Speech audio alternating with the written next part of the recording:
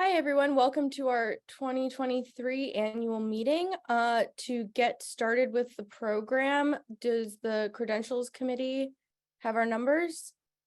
Yes, I can give you you need to unmute me.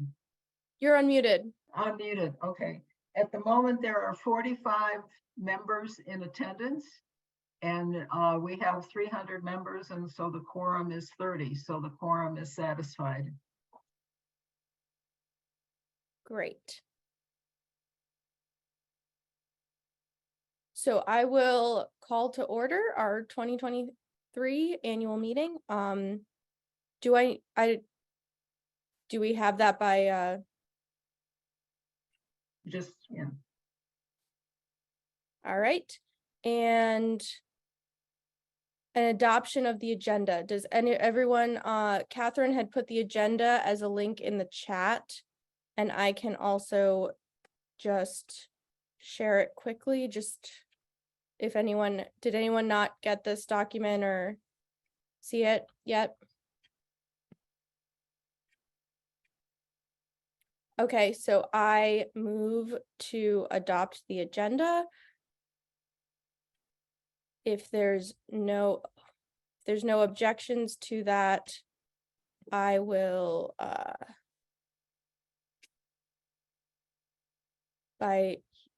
move that by unanimous consent, we adopt this agenda. All right, let me stop sharing that. Next up, we have our adopting the virtual meeting rules. So that's what Catherine had just gone over. So if there's no objections or if there's any additional questions regarding voting or any of the other rules, I'll move by unanimous consent that we adopt the virtual meeting rules. Okay, great. And then the appointment of the reading committee. So this will just be the committee that will work with the secretary who's taking the minutes and just review them afterward. And they have 1 month to submit like the official meetings, the minutes from this meeting. So if there's anyone who would like to volunteer to be on this committee, we need 2 volunteers. A raised hand would be good. Yeah. Or in the chat, either one.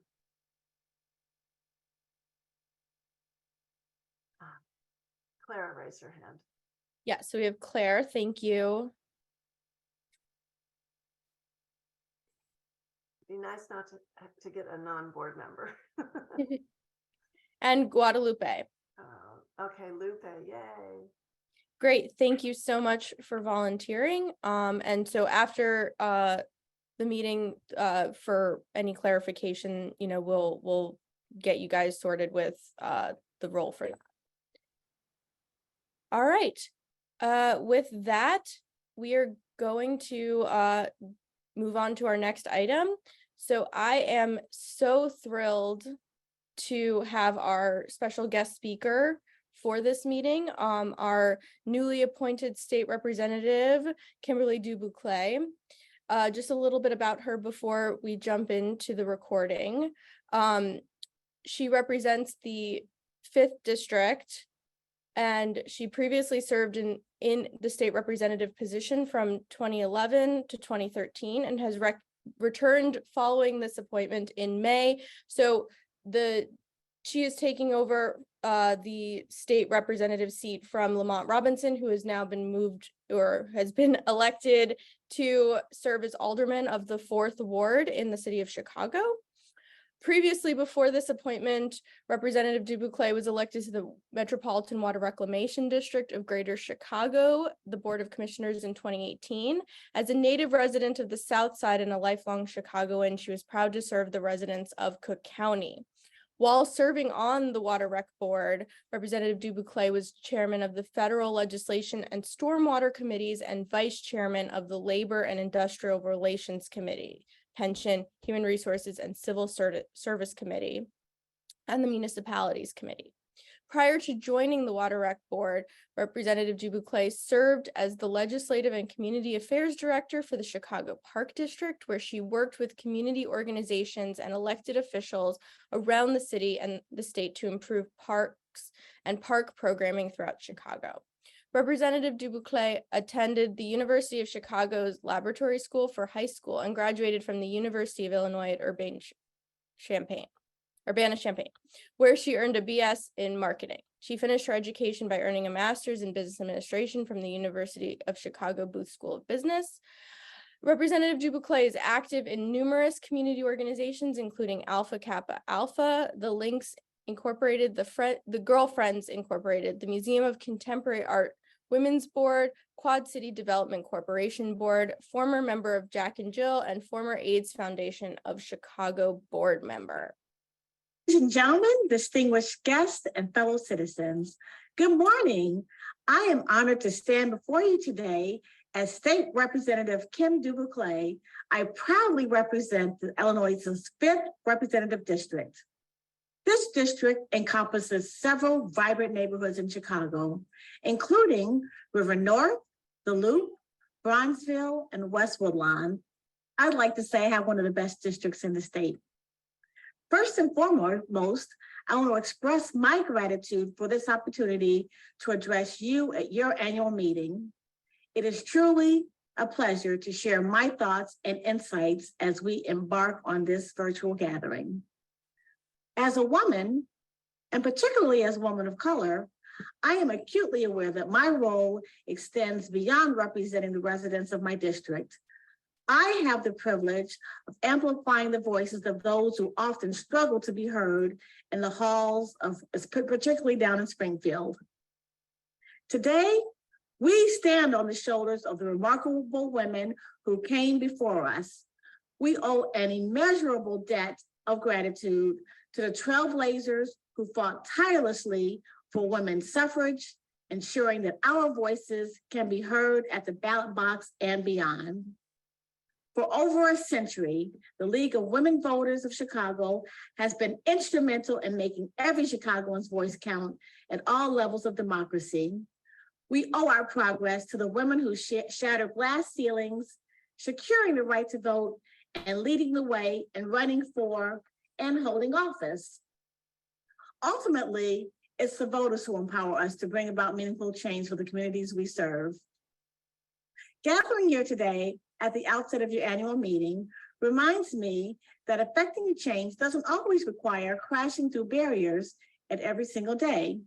By fostering informed and active participation in government, the League of Women Voters empowers everyday Americans and safeguards the health of our democracy in both significant and subtle ways.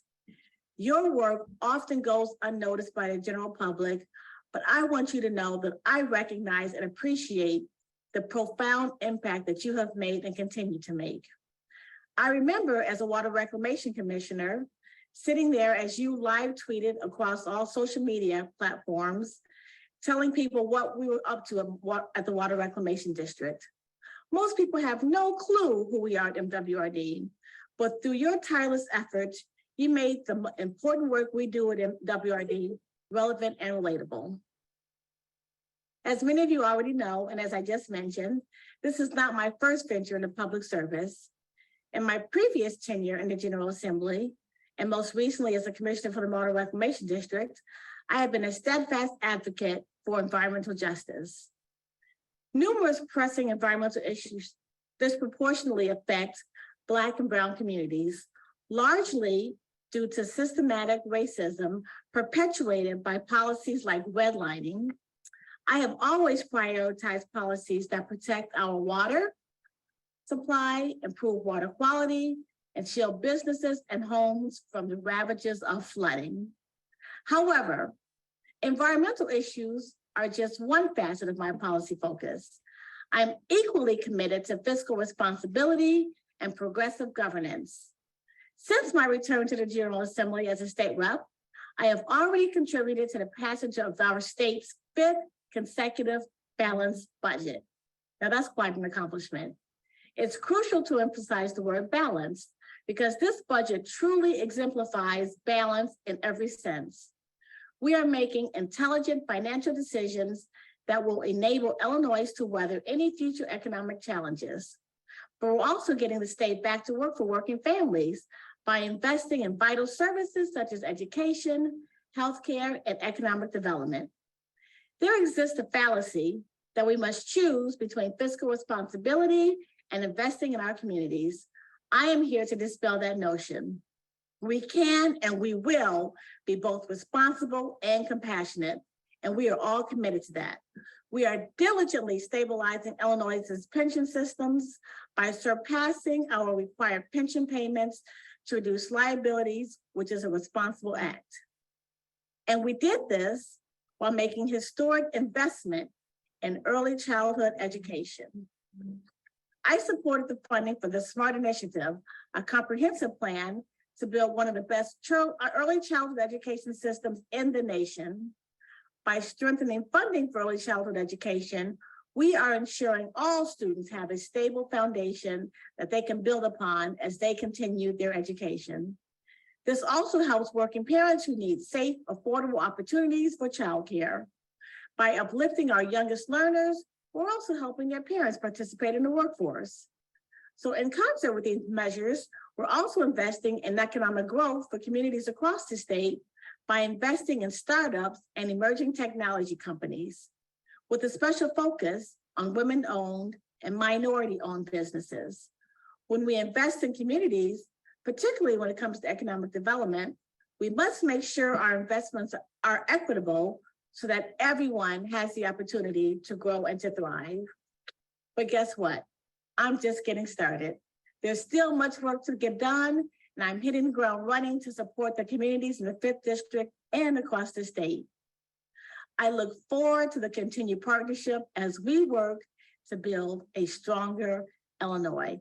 And I thank you again for having me today.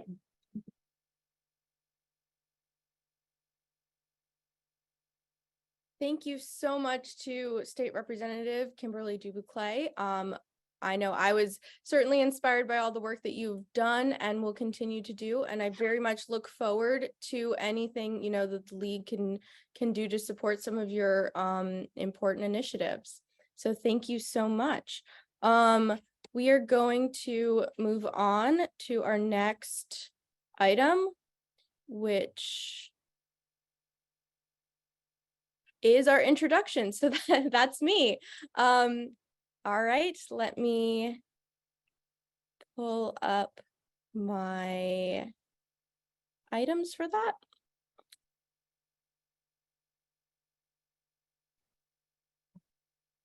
All right.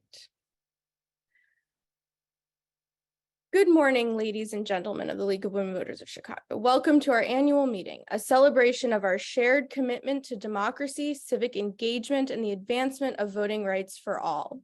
It is with great pleasure and honor that I stand before you as president of the League, alongside the passionate and dedicated individuals who so generously donate their time and energy to serving on our board, on our committees, and as volunteers.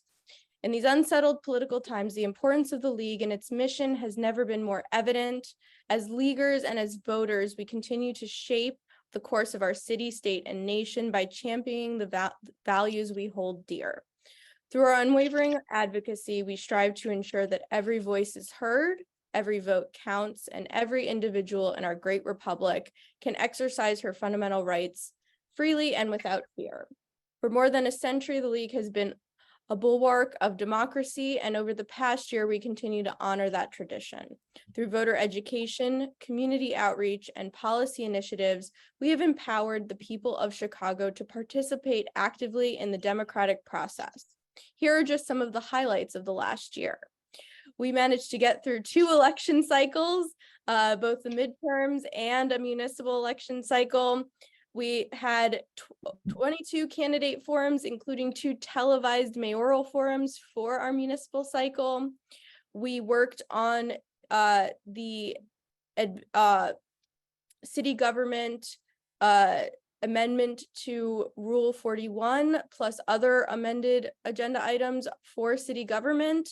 We worked on the banning styrofoam initiative. You can learn more about that on our website, as well as advocating to reinstate the Department of the Environment, which has also gotten a lot of really great traction and momentum citywide. We also helped pass the Forest Preserve referenda for the midterm election, which was really exciting.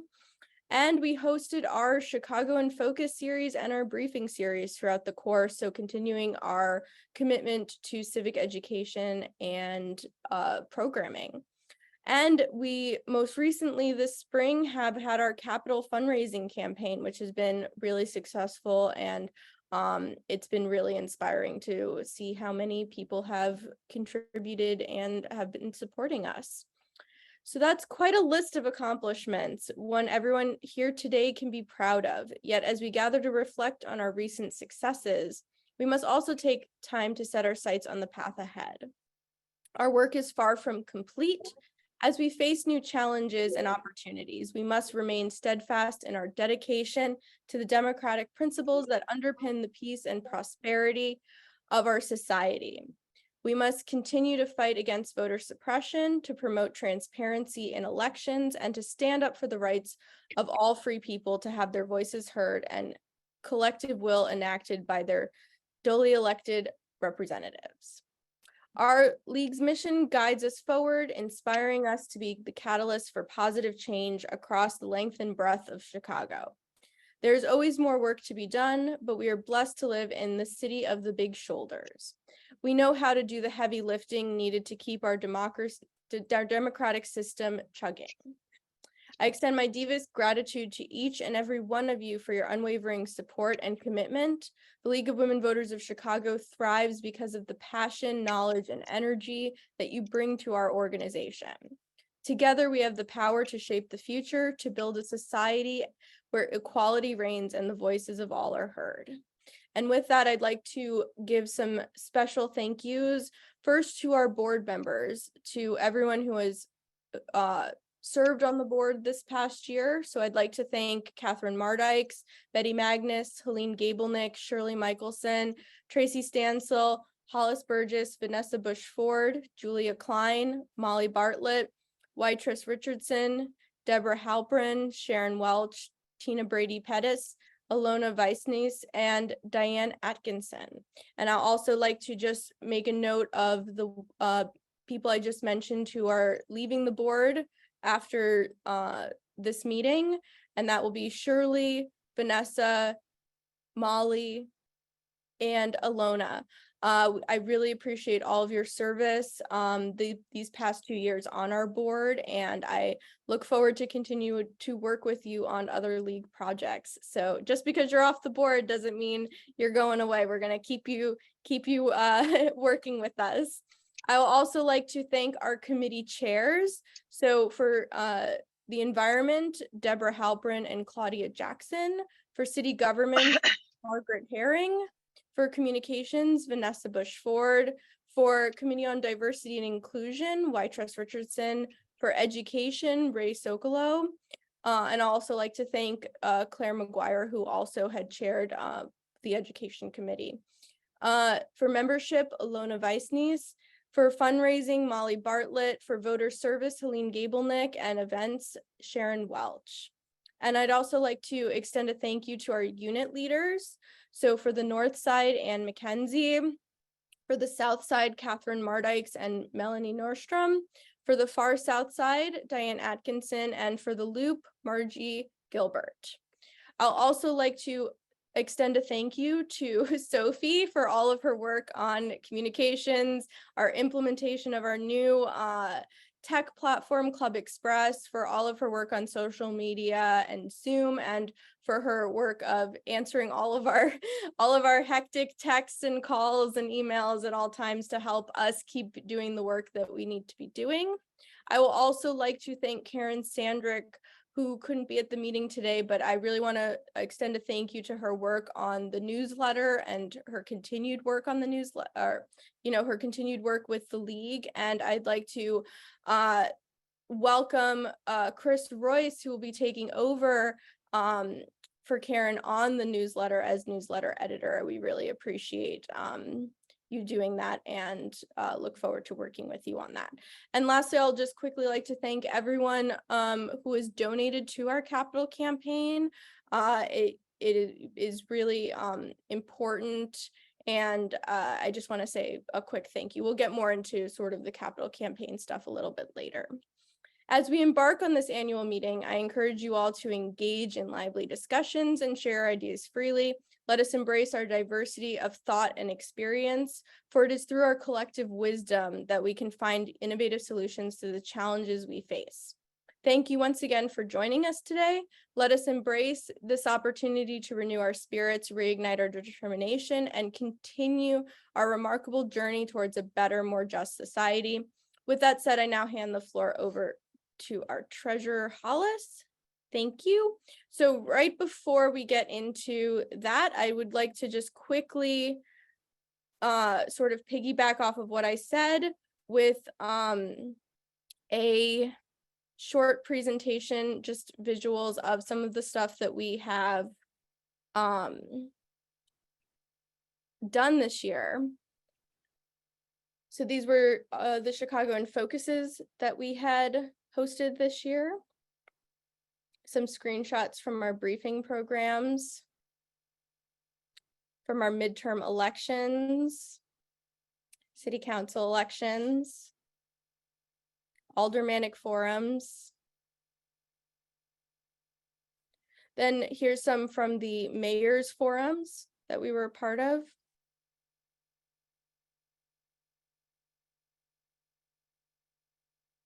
We also had the Illinois Voter Guide.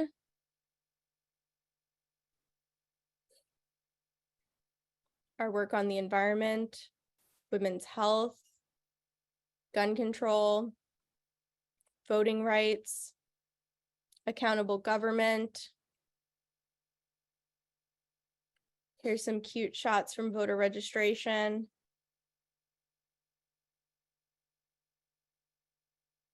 And here's just some other league events that we are very proud of this past year. So beach cleanup, National Convention was also this year, or last year, last summer.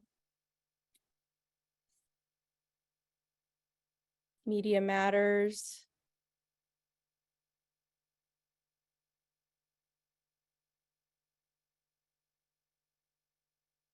And that's it. This slideshow of photos will also be available after as part of our annual report.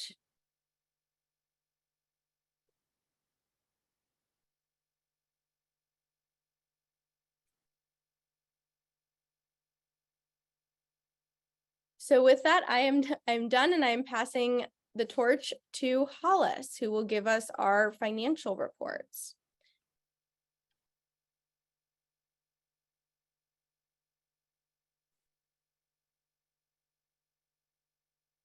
Hello. Are you going to share the budget versus actuals instead of my face, please? Anyway, I have the fun duty of talking about money, which is not anybody's favorite. We've had a very interesting year this year, as you all know, since you've been contacted. Looking back historically, we've discovered some problems. We faced them this year. You'll be seeing more of it in the budget later. Right now, I'd like to bring you up to date of where we stand. The bank balances at the beginning of the fiscal year totaled $70,540.62, including all funds in checking, savings, certificates of deposit. At May 31, 2023, our bank balance became $52,800 and some in checking and savings account. We retired the 3 remaining $10,000 certificates of deposit that we'd gotten in 2019 from the Davy Foundation, which was supposed to represent their contributions that they had been giving us annually. And they gave us 5 years as they were dissolving their organization. We placed the proceeds of 1 in the checking account and the other 2 went into the savings account. the impetus for this was that the CDs were not yielding more than than savings or various checking accounts. And if we needed the funds, which it seemed we might, we would be penalized for any early withdrawal. Go to LWVUS, LWVIL, and Cook County. So that leaves us with $9. And as you can imagine, doing the kind of programming we'd like to do and be involved in is not that easy on only $9 per member. We saw a partial return this year to in-person educational meetings, particularly Chicago and Focus and the Candidates Forum. And the expenditures in these areas, as well as membership and other voter service activities, has been modest compared to previous years, since some were still virtual. So we did have some savings still there. Unfortunately, meeting virtually loses the human contact that League is very proud of. So it's a mixed blessing.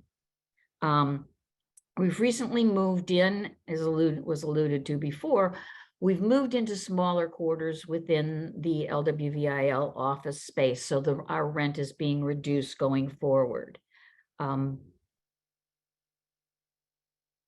We were facing we had to face the fact that for years, the budget has been using savings.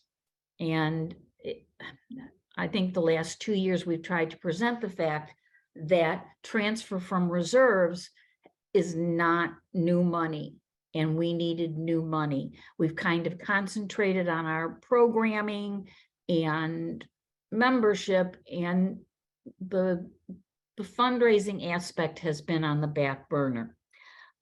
This year, when we realized what was happening and how desperate it was becoming, the Fund Development Committee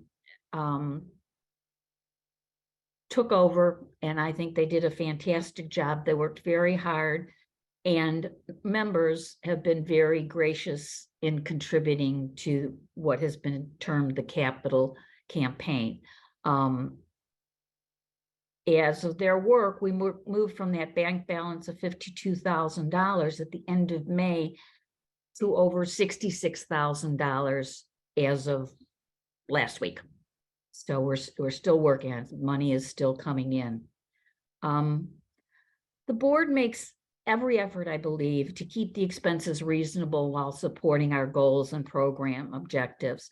The Fund Development Committee is becoming very active in making plans for future events and campaigns. With an effort, they're making a concerted effort to reach out to beyond the membership so that the weight doesn't always fall on the membership. We're gratified with the support from membership, but it would be nice if we didn't have to tap them all the time. Right now, it's going to be an awkward year because we're facing, as of July 1, 2024, the new dues will be collected by LWVUS and distributed in a formula that we don't know yet. We have no idea how much of that money we're going to get. They have said that if there is any loss, they will make good the money for the first few years while we get reoriented, but it's all up in the air. So that's basically what's going on, and you'll see a little bit more in the budget. And if anybody has any questions, I'm happy to entertain them. So I guess you can put them in the chat if you want. Otherwise, I'm done. Next. Yes, Abigail, Yeah, Hollis, would you again tell us the division of the money between national, state, and county of our $75?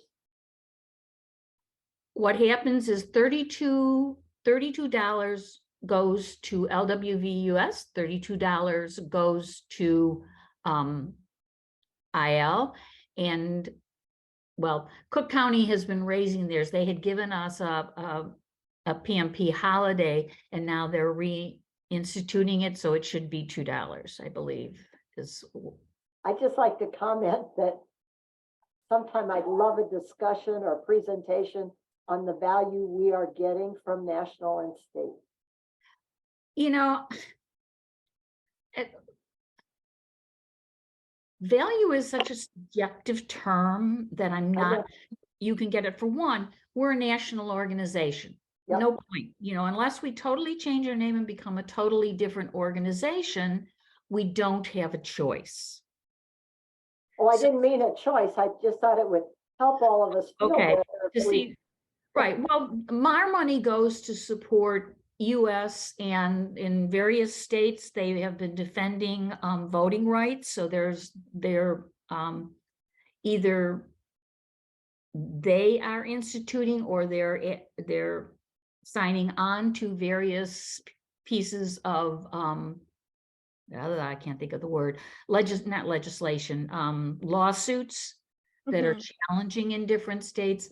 IL is there with, meeting with our representatives at the state level to try and get certain pieces of legislation passed, influence the wording of the legislation, and making sure that there are people who within state who know the different issues. So if you have something like we did the housing,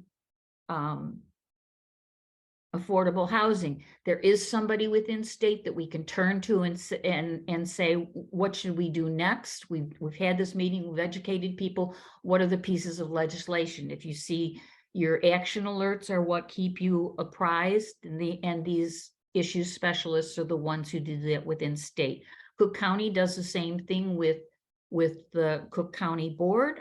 They've been very active. They got an ordinance, I don't know what you call it, Chris could correct me on this one, but now when, instead of them appointing when like Brandon Johnson is gone, so they have to appoint someone in his place, instead of that person being there for the full 4 years, when the next election cycle comes, if it's more than, I think, 28 months, when the next election cycle comes, a person has to be elected from that district.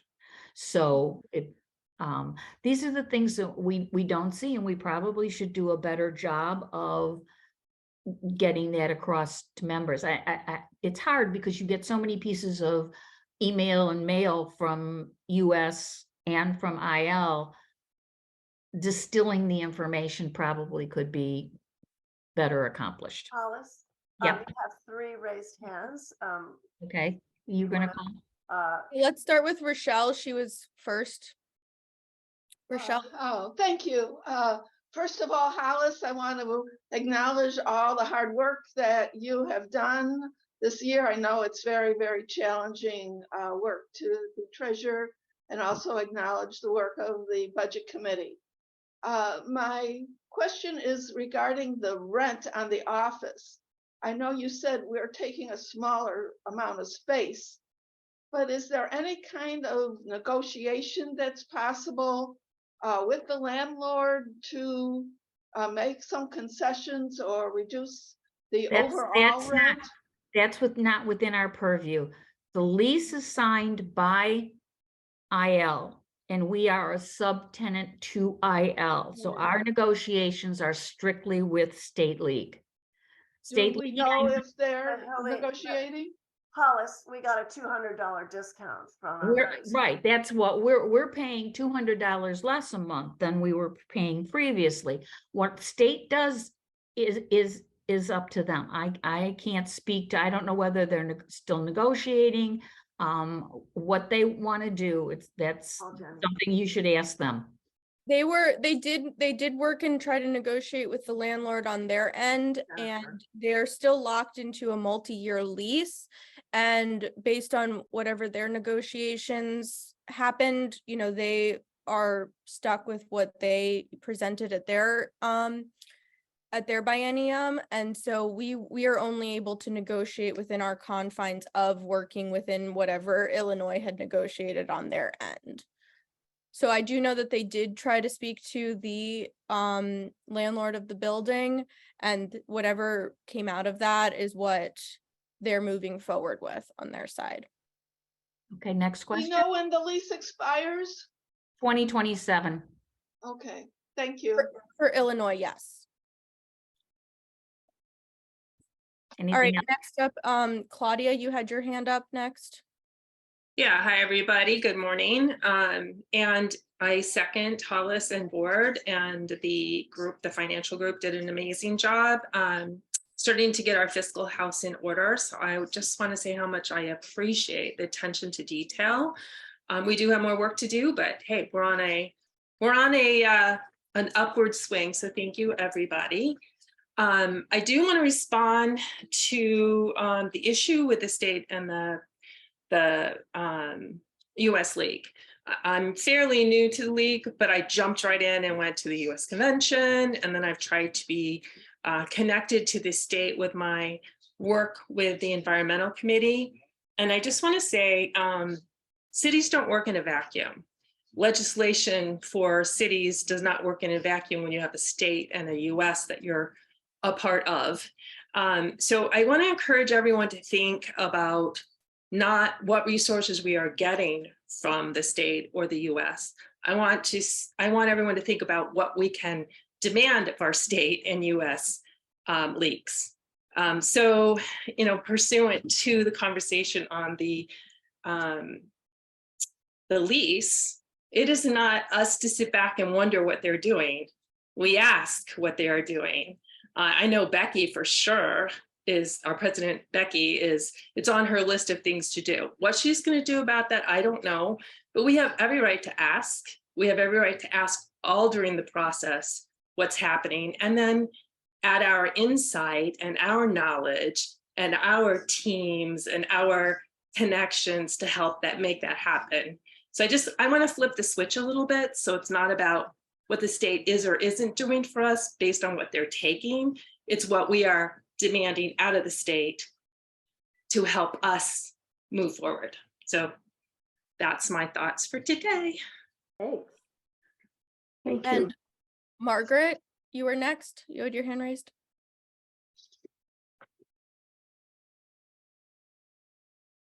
Hi, Margaret. Oh, you're muted. Okay, good morning, everyone. This is just a comment. I know, reading the information that National sends out, they speak of being a party in legislation in many, legal matters in many states over voting rights. And I know that the public perception of the league is primarily connected with voting, but so often the league is solicited as a participant by other organizations and by law firms. In fact, the Chicago League was a named plaintiff on litigation over the redistricting following the 2010 census, and we didn't have to kick in any money. We were the named plaintiff. So I know there's nothing we can do about it. I certainly sent my comments into National. I think that it is appropriate to demand of National League that they provide information on lots of topics of interest to league members other than voting rights. Just a comment. You know what? I don't disagree with you at all. And most of you know that when the Chicago contingent went to convention, we had lots of questions and lots of issues with respect to this roadmap or the transformation and that, and we still do.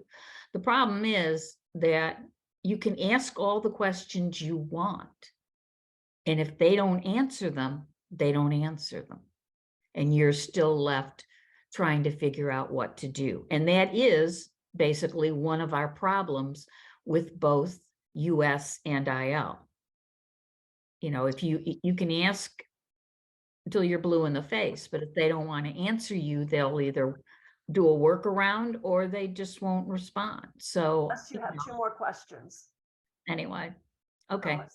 next question. Sharon, you're next. I want to give some larger perspective if I may. For those of you who don't know, I was on the State League board for 6 years, ending in 2019. During that period of time, the State League stayed in the same building, but moved to a smaller office to lower expenses. I can also give you the perspective that the new state board under Becky will be much more responsive to questions than the previous state board for the past 4 years. Without going into great detail, the difference in leadership I anticipate will be much greater. A third point regarding the office, I'm very pleased that Chicago was able to move to a smaller space within the office and certainly save $200 a month.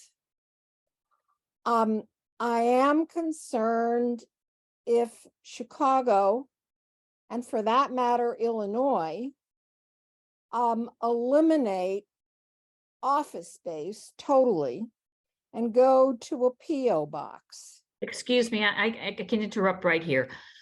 A corporation needs a standing address. Now, I'm not saying it's not something we shouldn't look into, but the bottom line is if you create your own LLC, you use your home address.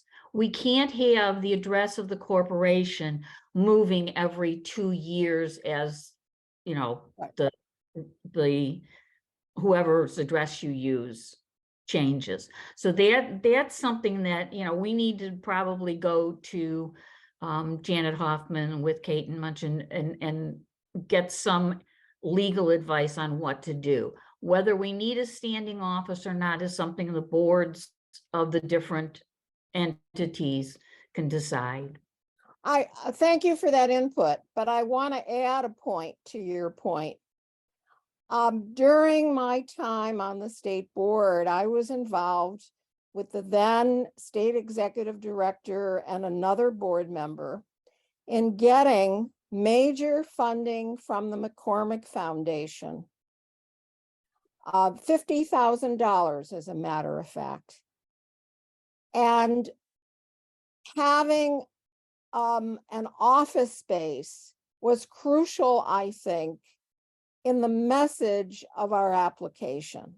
So aside from the legal position of needing a permanent location for an office, I think that for potential corporate funding, we need an office. And I would recommend that the new board consider those factors. Thank you.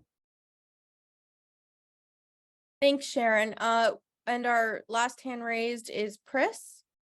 Yeah, hi, everyone. I just want to, I agree with Claudia. It's important that we demand things, but also recognize we are the Illinois League. We are the US League. It's not a us versus them. It's all of us. And the reality is when we join the League of Women Voters, we are joining all those different levels of league. So of course we need to support them. And it is tough, obviously, from a Chicago League point of view to look at just what's remaining after we pay all the PMPs. And we have to do other things to raise money. But just recognize that we are all of those. And there's a lot of communications that go out from these different leagues. The Illinois League has at least a monthly. Now, there's been a little bit of break because of the changeover, but they do a great job. The US League also goes out with a lot of communications, some of which are probably only going to leaders. Maybe more of that, those communications might want to be shared in the future with members. but they are doing a lot on a lot of different things, not just on voting rights. And so I think we should be proud of everything that's going on at all the different levels, especially, of course, the Chicago League. Thank you so much, Pris, for that. And I 100% agree. Okay, so thank you so much, Hollis, for your treasurer's report and for everyone who raised their hand and provided feedback. We're gonna go ahead and move on to the report of the Budget Committee, and that will be Jenny, you're up. Great, thank you. Good morning, everyone. My name is Jenny Grahowski. I am the chair of the Budget Committee for the upcoming fiscal year 2024, which runs from July 2023 through June of 2024. I call out to my Budget Committee members, which was John Engel, Hollis Burgess, and Deb Halburn. The four of us met quite a bit during the early part of this year and through the spring to put together our budget. I am going to present, and apologies because it's a long file, so we'll do our best to walk through this.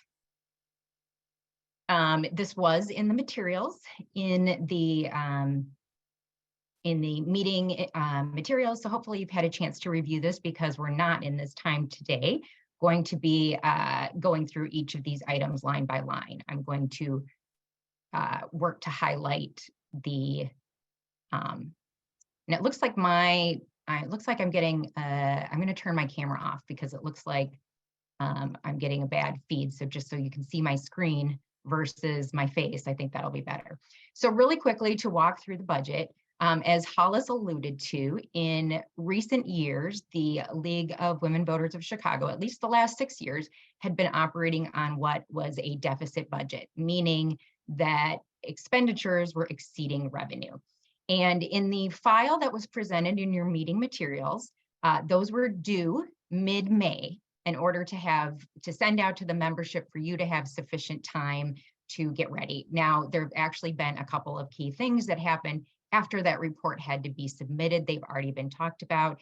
Jane mentioned, the fundraising campaign that has been occurring and is active, and that has been a tremendous success. So we'll talk briefly about what had been initially estimated for the year and how that's been exceeded so far.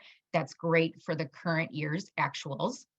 And there, might make our budget for the coming year look a little too modest in the fundraising area. And it's already also as well been talked about the change to the lease operating cost, which is a savings that we will see presented in our budget as well. So I'm just going to briefly highlight the goal then again of this budget committee was twofold.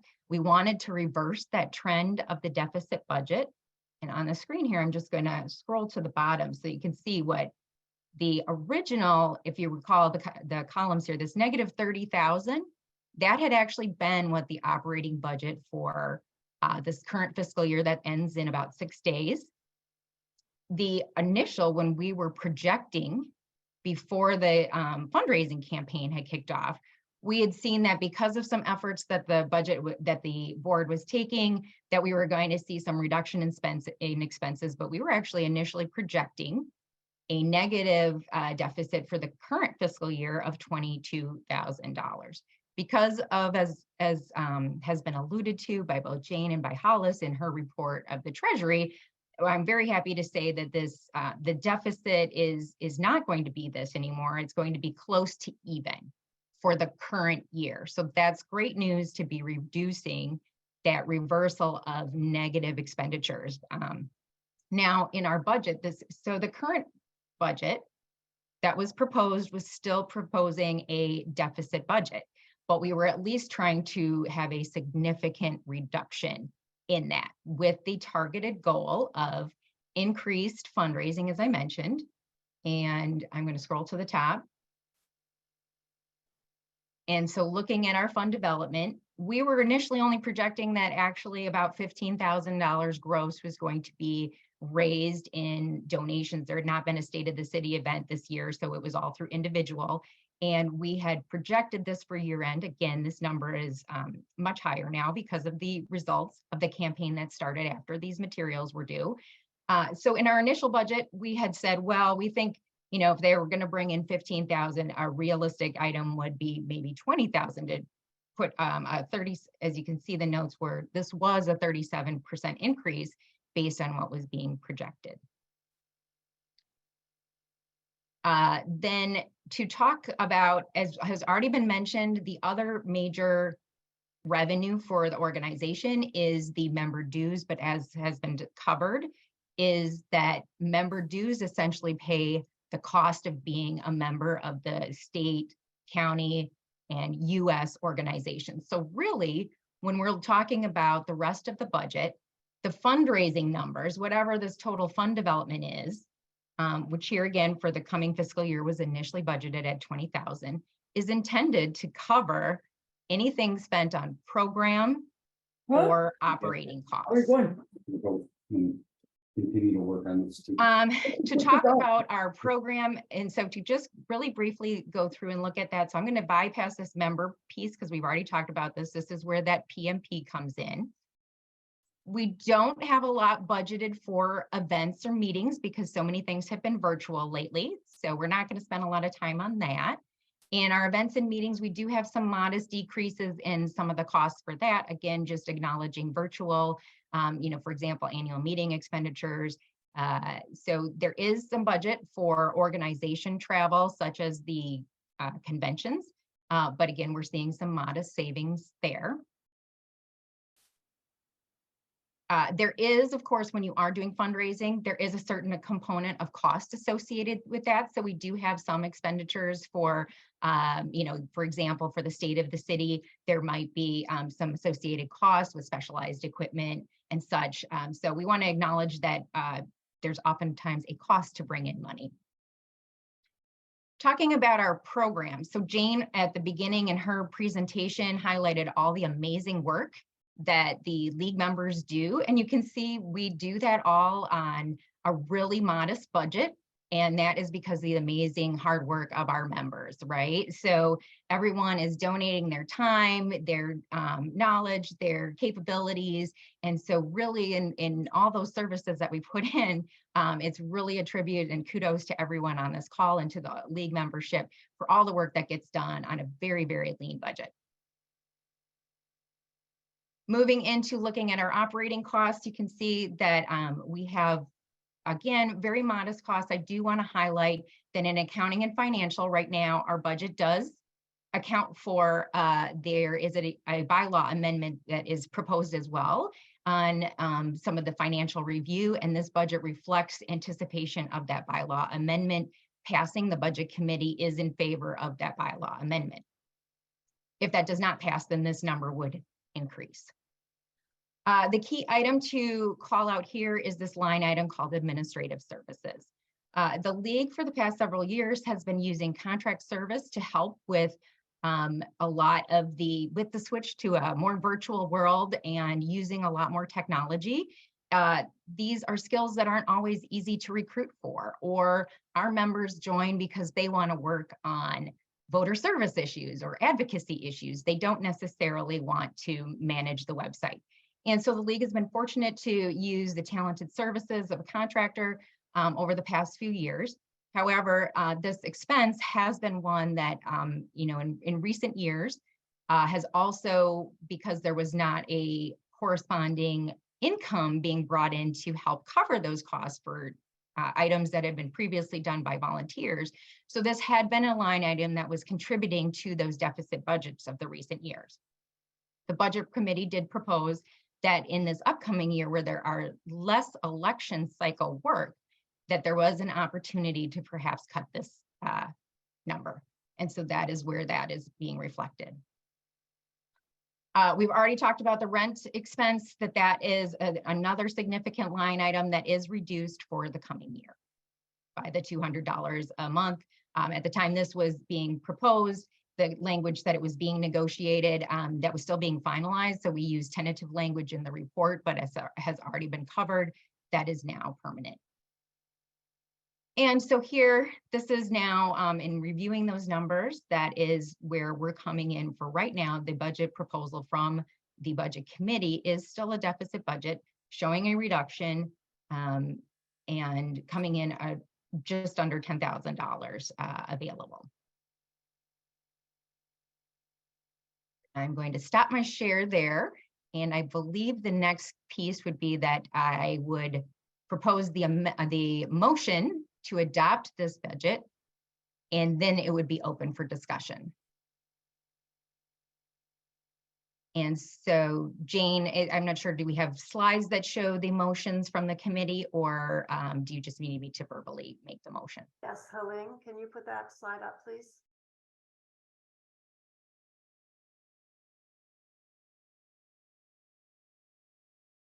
In the meantime, Abigail, Nichols has a question. Would you entertain her question?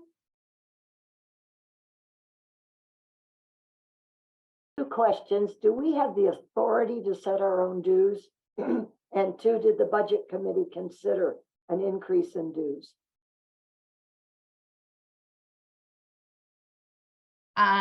So yes, the league itself can set its own dues. In the report, I believe we had a note that we did talk about raising dues, but given, as was talked about, that the with the uncertainty about the fact that in another year, the process of dues is going to change when it switched to national, that we felt that it, that would be a short-term thing at most. And so we felt it was more appropriate to focus on increased fundraising as opposed to a shift in dues, just for a little bit more on equity. Yeah, thank you. That makes sense. Great. All right. And thank you. Now I see the motion there. So I will, I move the adoption of the 23-24, nope, not as amended. There's no amendment. I move the adoption of the 2023, the 2023-2024 budget as proposed in the meeting materials. And there's no need for a second because it's a committee. And now it should be open for, great. And I see there's a second anyway, but yes, now I believe it is open for debate. Margie has her hand up. I suppose we can do it that way rather than have it in the. I have a question on the administrative expenses. When we went from 20,000 to 10,000, I'm presuming that that is the budget for the technical services that Sophie provides. And what I'm wondering is the cutting that in half, is that really going to be sufficient? Because a lot of the committee meetings rely on her a lot. She trains the people that does the Zoom meetings. And so, and I also wonder if she's okay with it. Could you address the amount of money we are no longer going to be spending in Sophie and what the ramifications are? Jenny, would you like me to answer that question? Sure, Catherine, why don't you take that one? So some of this is fortuitous. The League of Women Voters of Illinois has increased Sophie's hours. So by our decreasing her hours, we're not cutting into her personal income. I'm a little uncomfortable talking about a person by name and their income. So I'd really like to sort of curtail some of this discussion because it isn't appropriate, but just leave it as the answer that yes, we are in constant conversations. But what about the question, do we believe that is sufficient time to cover the expenses? Can we bag in the car?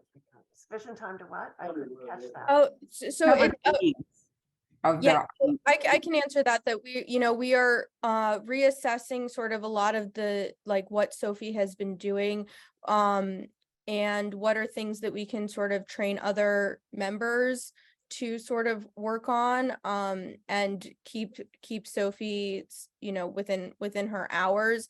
Also, we are in a better position not having to back-to-back elections. So, getting through the rest of this year, there's not going to be a lot of sort of work on the election stuff as well. But we are going to be sort of switching, and this will sort of happen with the new board, and looking at sort of Sophie's current responsibilities and ways in which we can maximize her usage. Claudia? You were next. Okay, coming on. Just a question, from my marketing background and merchandise background, sometimes getting people to do a monthly is more effective in getting dues raised than an annual amount. So $75 is sometimes a big number to people, whereas $10 a month is a tall or a venti Starbucks. So have we looked into, doing like a monthly dues versus an annual give to see if we can get that monthly up without anyone feeling it? You want me to answer it? Yeah, Hollis. Yeah. Again, it was mentioned, the committee kind of thought it wasn't worth looking at all the options with respect to dues, because as of July 1, 2024, we're not going to be in control of it anymore. This is the last year that we set the amount for dues and how it's collected. However, having you just say that, that is a good suggestion to give to the Fund Development Committee, that people can't make a lump sum contribution, but can they, make, because going forward from July 1st, 2024, we have to get people to focus on contributing to us as opposed to just contributing. So right now we don't know what the total dues that US is going to collect. We don't know the distribution of it. So it's hard to look. It's hard to look to making major changes in the function of dues and processing it for people. But I do think that that's a good idea that the Fund Development Committee should look into. Hey, can you contribute $10 a month? We actually do have built into our mobile cause platform the option for reoccurring like monthly donations or quarterly or however, and we will continue to sort of implement some sort of option like that in our new Club Express platform. And I do agree with Hollis that we will also make sure that the Fund Development Committee explores that more. I think next up would be Sharon. Jane, I have a question for you and any other board member. Planning is very important. We are now in the second half of June. July 1st, 2024 is a little bit more than 12 months away.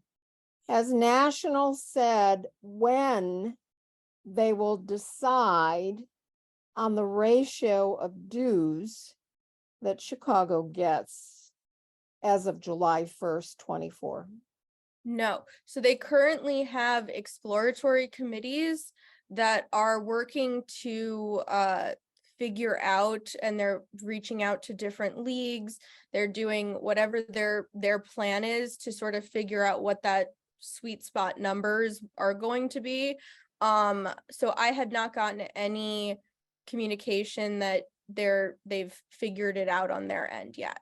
But I'm constantly I sit on the president's calls with the Illinois League. So if there's anything that the Illinois League gets, that we need to announce, I'll get that information, and I closely follow all of the US stuff.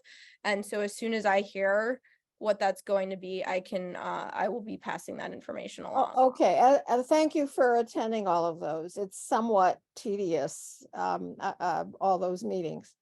But our dues that were due by the end of the month, that takes effect for National January of 24, is that correct? We will have to pay a PMP still probably, because God forbid they should give us a PMP holiday. Okay, because my question is, I think there should be urgency and fire put under the national feet to let us know by January 1, 24 what the formula is, rather than April or May of 24. I don't know from my own connections whether any fire has been put under the feet of national to make a decision by 6 months from now. I can guarantee you that there's some people I know who are involved have been more heavily involved in US, and there are a lot of people sending in questions about when will we know, so. And we have in the chat a call to question, but I will just like to respond that at this past national convention last summer, this was heavily fought not just by the Chicago League, but also by many other leagues, both local leagues and state leagues.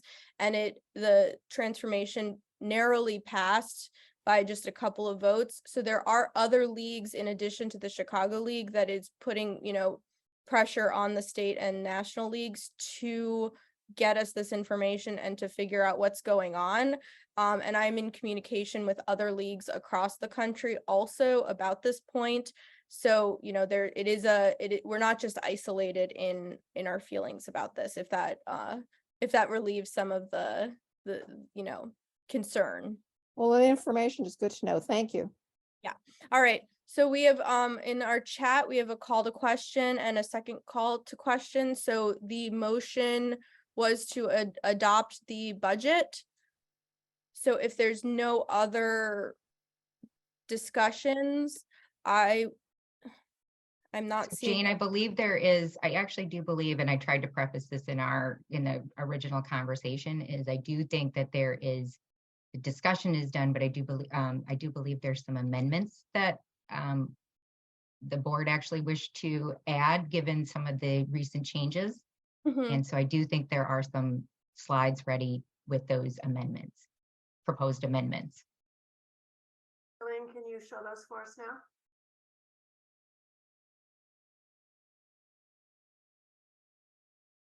I believe that we're expecting you to show the budget that has the amendments in it, and that Helene Okay. has a slide that hang is on. simply for a nomination. She has the motion slide only, I believe. All right. Well, I will verbally, I guess, again, we're doing this a little informally. Excuse me, is this what you want?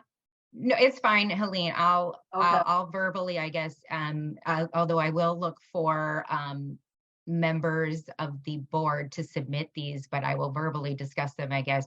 The board, given the success of the end of the year campaign, did want to make a motion to amend the budget to increase the fundraising commitment. Again, I mentioned that it was rather modest. So the board, Catherine or Jane, I'm not sure if someone from the fundraising committee is planning to put in a motion to amend the budget to increase the fundraising by $10,000. I so move. All right, thank you. And then the second amendment that was going to be introduced was actually also on that contract services area that was mentioned, that, the moving from 20,000 annually to 10,000 annually might be a rather dramatic cut. So the board had, Catherine, I don't want to speak. Do you want to just speak to the second proposal to increase the contract services budget?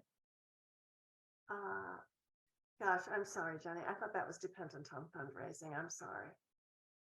This proposal for the second proposed amendment was after discussion that the decrease in contract services would be detrimental to the league in general. So we raised the amount from $10,000 to $15,000. So that's a second amendment to change the line item of those contract services to $15,000. Okay.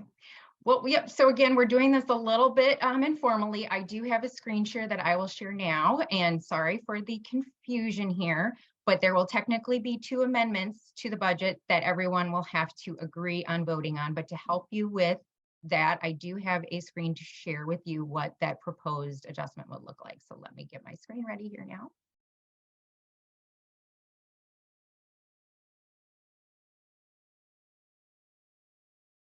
And let me make this bigger. All right, so there will be language where we will vote first on Amendment 1, which is increasing the fundraising from, it was in the original proposed, I'm going to turn off my camera again because I can see I'm having a feed issue with sharing. So the amendment that the board is putting forth is to fundraising committee is that they were committing to raising total of $30,000 next year, not just the budget of $20,000. Again, this is a renewed commitment to fundraising overall. And that is that commentary. And then the second amendment, which this column on the right is showing, is that there was also a desire, some concern on the cut in contract services being a little too much. So they have proposed that while we're reducing that budget still from the current annual 20,000, that reduction is more modest at 15,000. Just to note, in our online payment handling fees, if there's the increase of fundraising anticipated, there's likely a nominal increase in cost. This is like just under $300 on that $10,000 of when we pay our online payment processor. And so this would be the results of those 2 amendments. So once the membership votes on whether to adopt one or both of these amendments, this would be the revised adjustment. So the current budget that was put forth and is currently the motion on the floor is the budget close to 10,000. If the membership agrees to the amendment to increase fundraising, our budget would actually get to be slightly above even. And if we also agree, it did seem like from some of the commentary, there was a little concern on the reduction in administrative services, that if there is an agreement to raise that, it would be a deficit budget, but still smaller than the original proposed. And so now there would be, the process would normally be, and I do look to our parliamentarian to confirm, but there would be a vote on considering each amendment individually, and then there would be a final vote on whatever was the outcome of that. I believe Margaret is agreeing with that. Okay, so, and this would be the board moving for it, the amendments. So I can, yeah, Hollis? There's been a comment that somebody would like to see the amendments, and I don't know if you guys have that. I mean, you should, but Jenny, just show. they show the language of the amendment, I believe, is what they're looking for. So I think we just explained that. I think that The one was for- just the increase. the first amendment says, I move that the 2023-24 budget be amended to increase the individual line item under fund development to $20,000 for $10,000. They weren't asking about the numbers. I think they were asking about the language of the individual amendment. Margaret has a comment. It's just a question. Several members of the board and the budget committee have spoken of the success of the fundraising this spring. Those are generalized statements. The goal was 25,000, I believe. What specifically has been raised? We have essentially raised the $25,000. I just deposited some more checks on Friday. Okay, so I mean, that answers the question as to the basis for the amendment. Thank you. I second it. Do we need a second on this motion of Hollis's? I believe so. And Yes,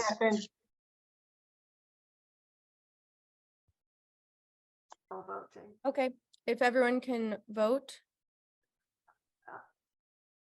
How are we voting? Well, if there are no If objections. there's, then yeah, if there's please no use by objections, consensus. yeah, if there's no objections to this budget amendment 1, I will move that we adopt it by unanimous consensus. I don't see any objections, so the amendment passes.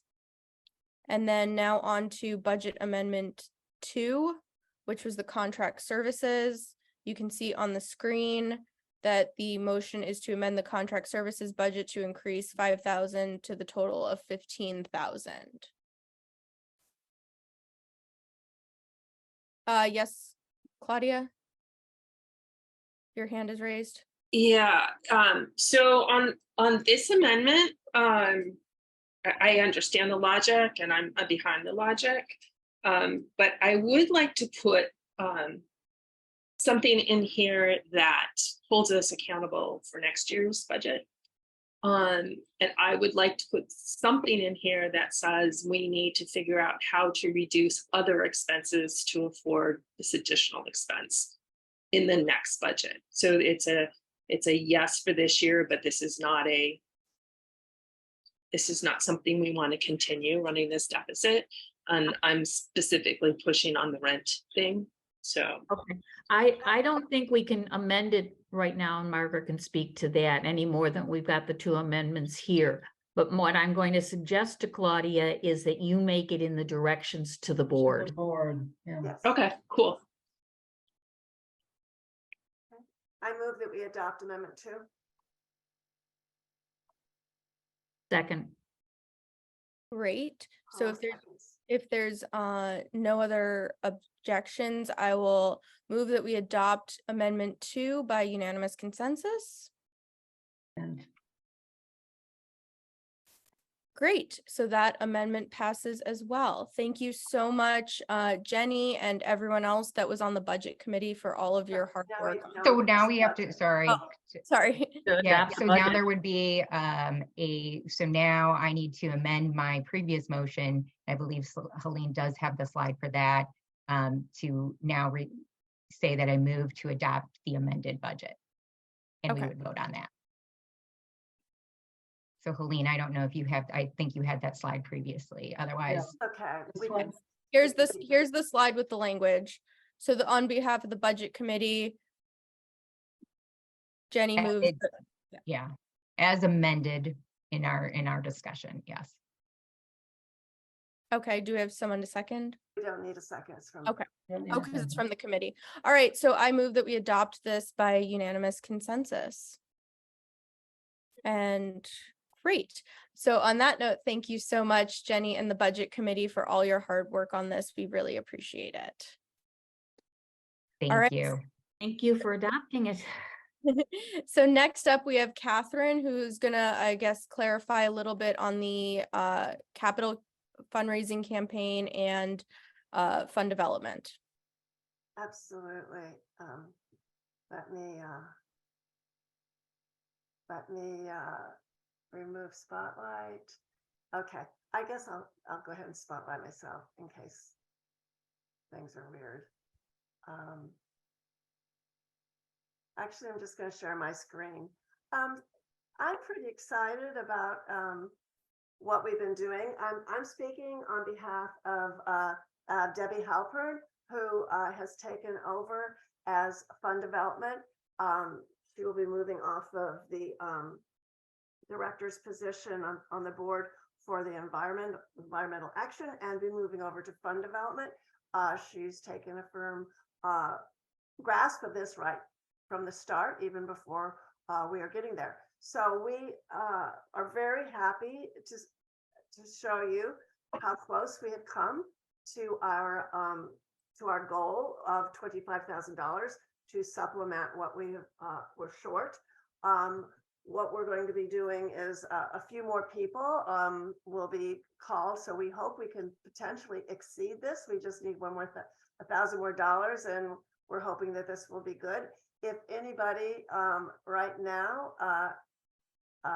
is so moved, I would, I'm putting the link to this site in the chat. So fund development, to be fair, the Fund Development Committee has been working pretty hard these last few years. It's been especially difficult. We had a virtual meeting for the centennial. We had to have a virtual meeting for a state of the city. We did bring in money. We were doing a lot of different things, but what we're doing now is just a nonstop concerted effort to push for fundraising. We're trying to make it clear, you know, we're such a vibrant committee that, or a league, that in fact, the truth of the matter is that we are out there and living big in the city, but our funds that we bring in don't match that because they're tied to our membership dues. So what we're going to be doing is having a restart of the development committee. So if anyone is interested, please include an email and put your name in the chat, or by the way, Debbie is on vacation. She's had this trip planned. She's a well-deserved vacation. This is why I'm handling this. So these are some of the things we're going to do. First up will be a state of the city. This will be in person, and we're hoping that it'll bring in more money than the ones that are online. The in-person one, we are in conversations with the mayor's office, trying to find a date. We are hoping for October, and we would love volunteers to be on the ad hoc committee for State of the City. So don't like balk about being on the committee if you're a person who doesn't like to ask others for money. There's so many things we need to do other than ask for money. We need to get all of our materials set up. We're talking about having a silent auction, which would be a lot of fun to work on. We've got the tables to do, and oh, somebody's contributing. I love you guys. And we have just a lot that needs to be done, and we would love volunteers. So please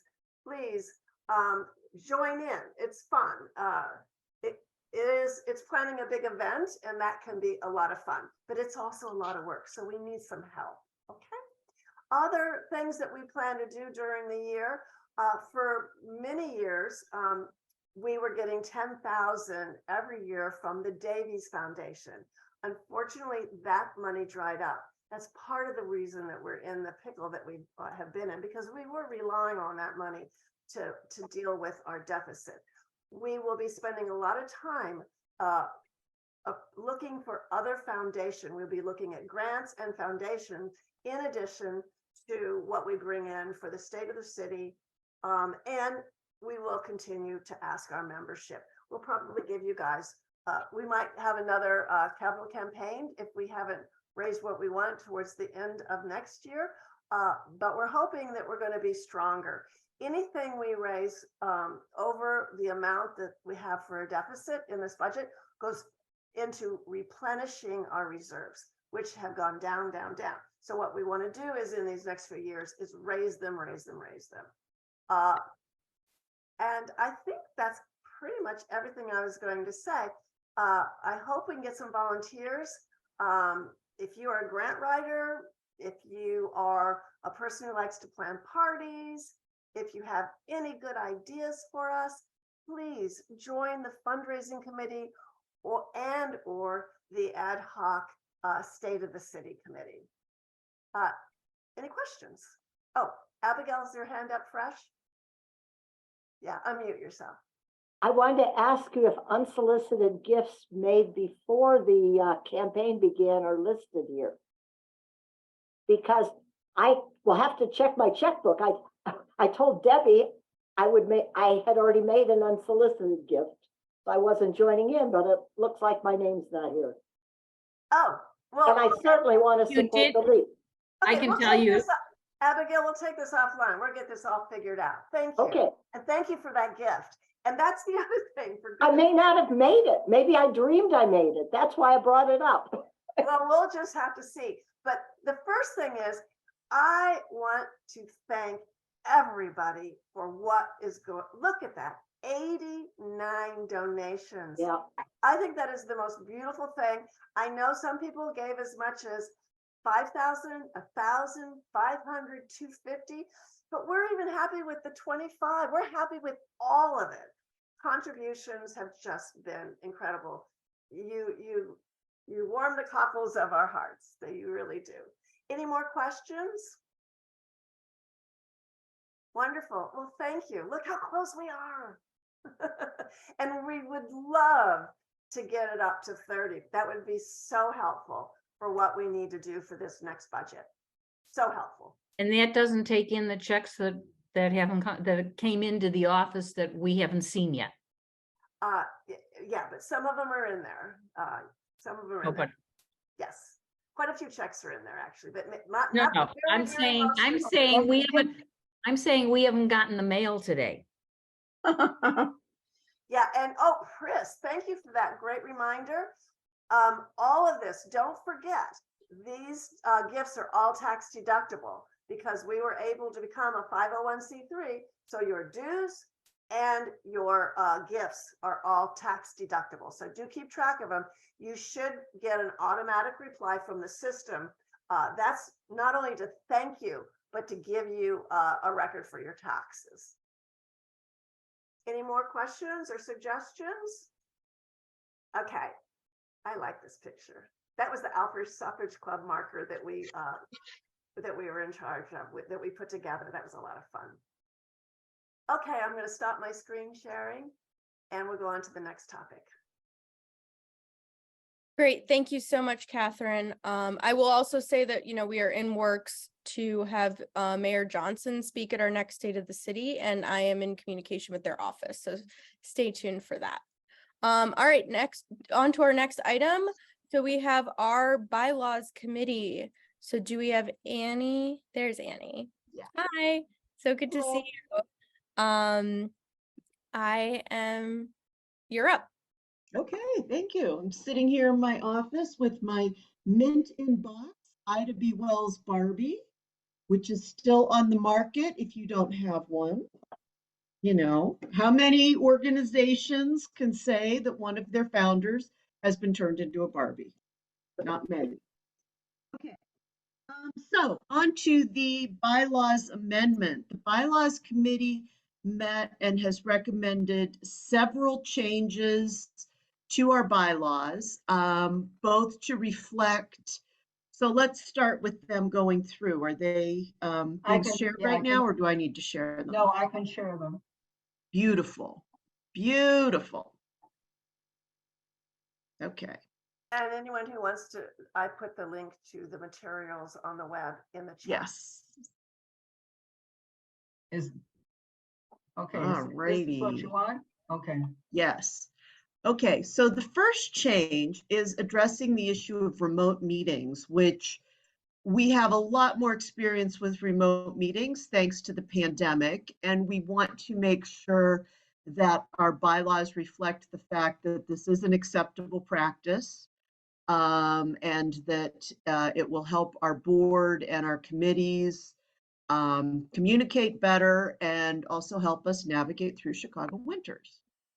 So that is the first main section. The second series of changes are to Article 5, Section 7, are clarifying what our standing committees are and how they are to meet, to give them enough time to prepare before the annual meeting, and also to clarify who should be on it, so that we don't have committees that are made up entirely of board members.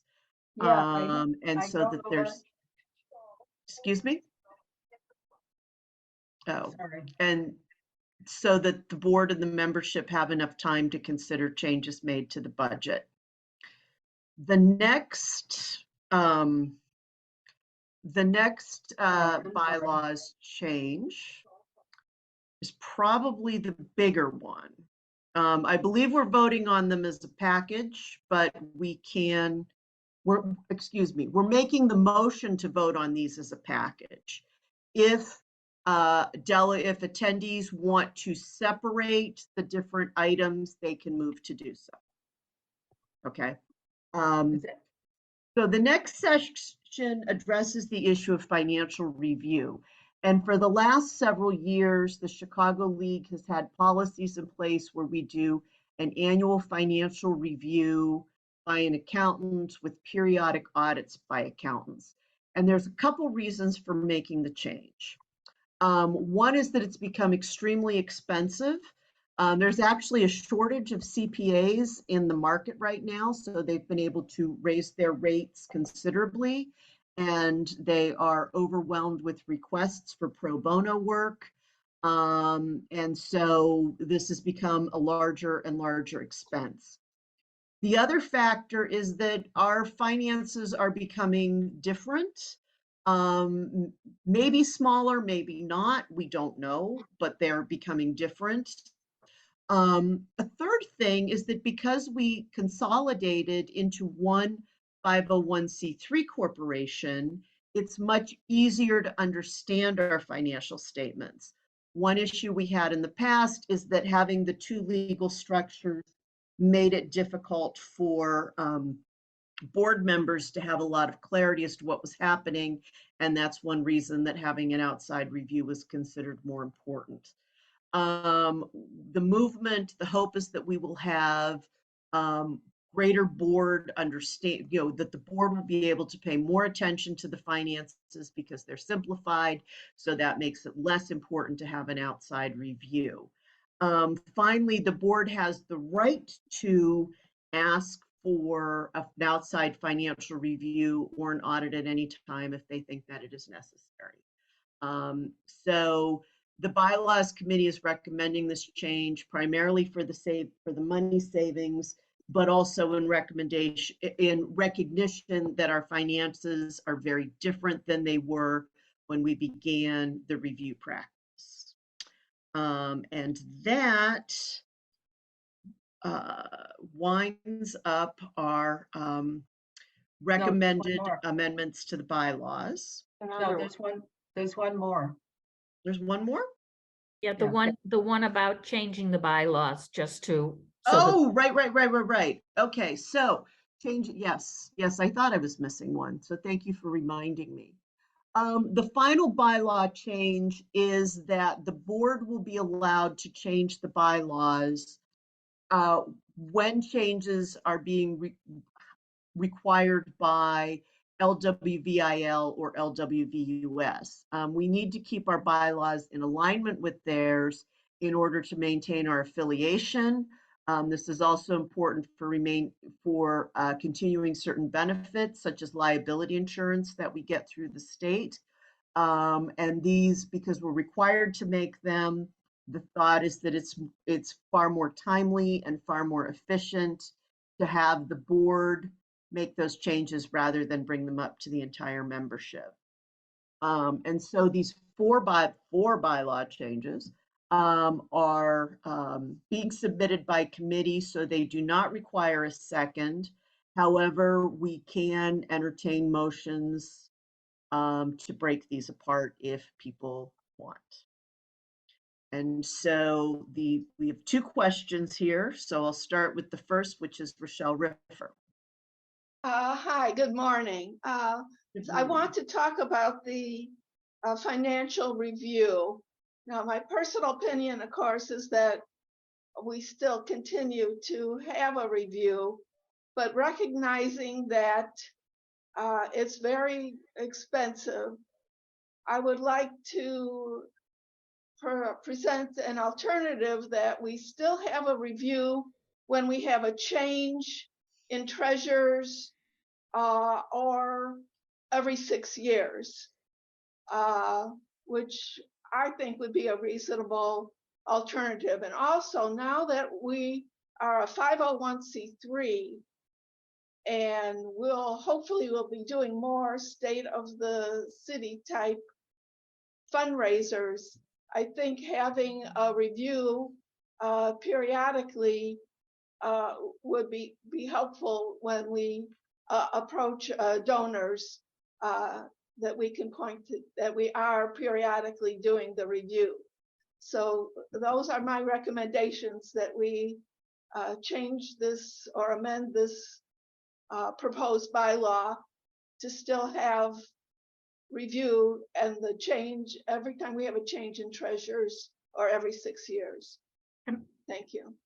Annie, can I speak to that? Yes, Hollis. The way we're hoping to set this up is that there will be a committee, so a financial, and there's required this committee to do a financial review annually. The problem with having the professional review now is that we are on a cash basis. The financial reviews are generally for those organizations and corporations that are on the accrual basis. We do not want to go to accrual. It is needlessly involved. It's hard enough to get people to want to be treasurers, but if you're going to add work to them, it's going to be even harder. One of the points I have that this financial review committee issue for me is that this committee can go in whenever it wants. It has the authority by this bylaw amendment to go in and check the books. And a financial review only comes at the end of the year. It's only, and the reviewer generally gets only the things that the treasurer or whoever gives them the materials gets them. They are not conversant necessarily with league in general or Chicago in specific to know if something doesn't look right. And I would point out to the fact that Dixmoor, I believe it is the community that had financial reviews and audits and still had somebody take $50 million from their accounts. So what you want to have happen from the financial review doesn't necessarily come from having a professional review. As long I'm trying to work up, and I need people's help with this, working up what the standard review should be. I've gotten several from other leagues. We're one of the very few leagues, and generally the ones that do require a review or an audit are larger than we are. They're state leagues. That requires having a professional review. It's just a needless expense, and I don't see the benefit. The board can authorize it whenever it has questions, so that's still the possibility there. I don't see the benefit to having it happen when you change treasurers. I don't see the benefit to saying have to have it every 6 years. Again, the board has the authority to say, things don't look right to us. Or we haven't had one in a few years, let's have one. So I don't see the benefit to hamstringing the board and the financial people with having a bylaw. Right. Because if you don't follow that bylaw, you're in contravening. Thank you, Hollis. Annie, I'm just gonna intervene for 1 second. So we have a bunch of people whose hands are raised. I will say we need to sort of divide it into the pros and cons. So if the people who have their hands raised, if they could just put in the chat whether their comment is a pro or a con, just so we can make sure that we get done what we need to do. So, okay. And if they have and I will add that because we are on a cash basis and we're fairly small, if the board and or the budget and review committees look at our bank account statement, they should have a pretty good idea of whether or not money is being spent appropriately. Okay, all right, so we're gonna go ahead and start with Jenny, who had put a con in the chat. Yeah. Oh, Yep. okay. Yeah, gonna- so Is it I okay to guess stop sharing? clarification, are we doing pro and con on the original? There's not actually a formal amendment to move, so I think just to clarify this debate on pro and con, that would maybe help perhaps from our parliamentarian if I think it was Rochelle, is Rochelle making a formal motion to amend? I would like to make a motion. My motion is that. Could you put it in the chat in writing so that we'll have it to be able to put on the screen? Okay, thank you. And then first, actually, as she's doing that, do we first actually need to have the original motion to adopt these bylaws as presented? No, she needs a second to amend for her amendment as well. But so we're voting on an amendment before we're voting on the original, before the motion is out there for the original. And Rochelle, you'll need to choose whether it's change of treasurer or 6 years. We do have term limits.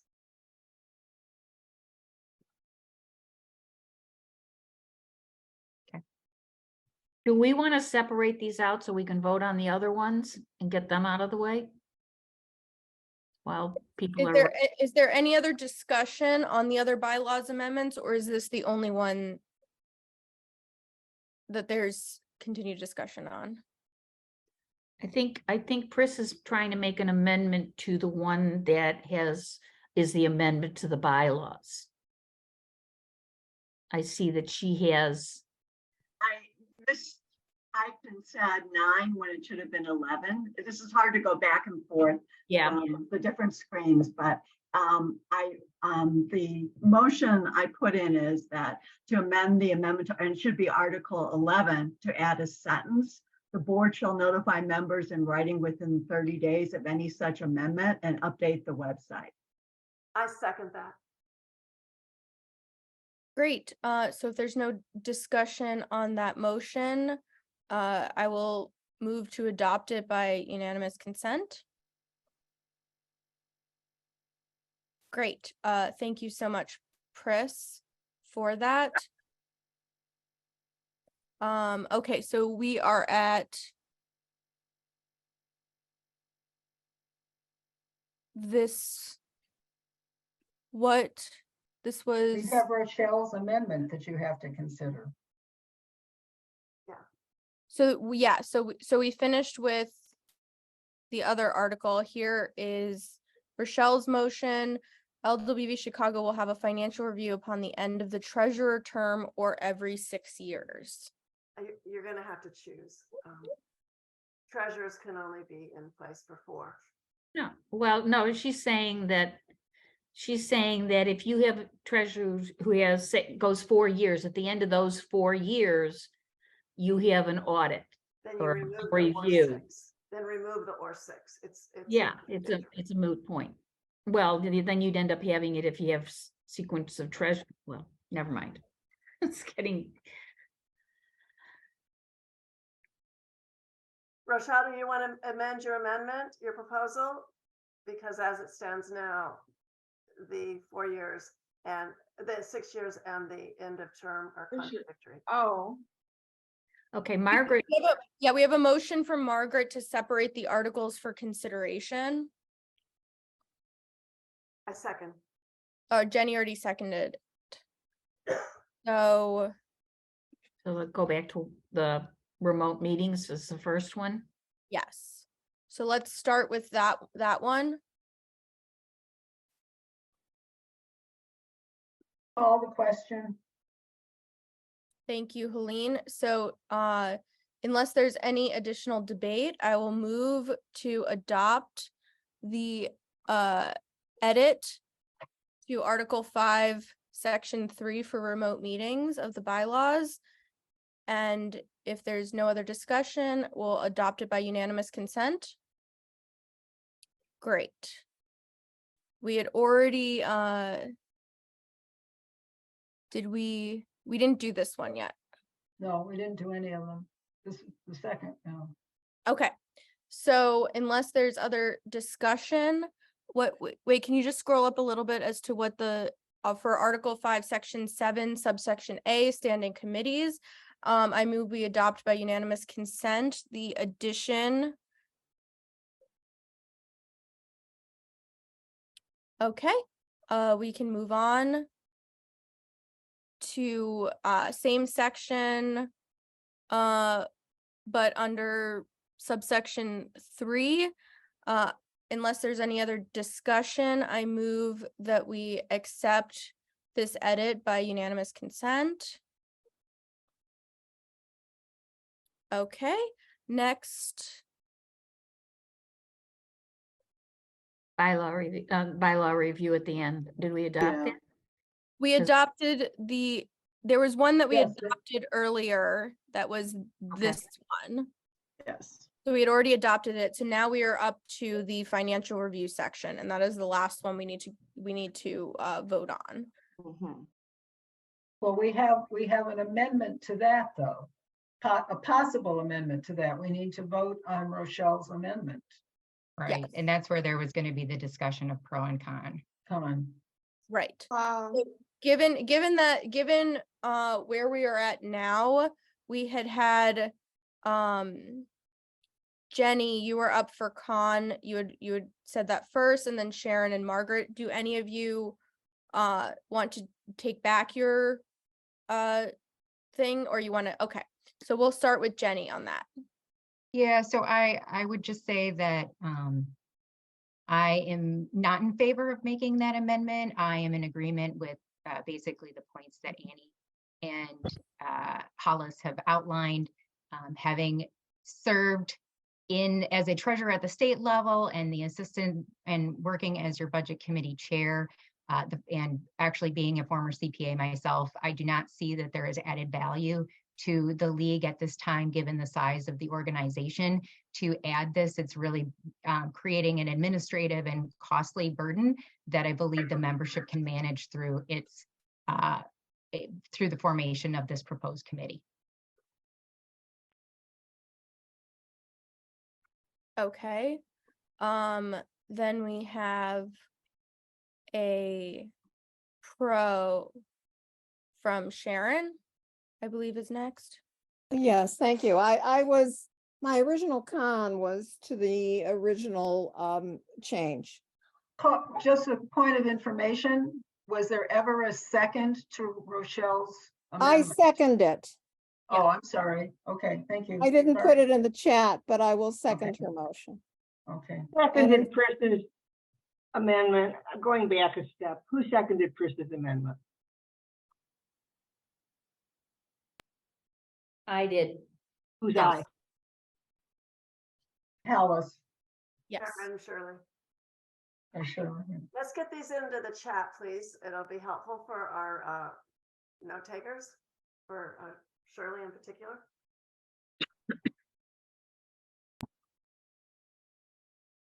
Can I proceed?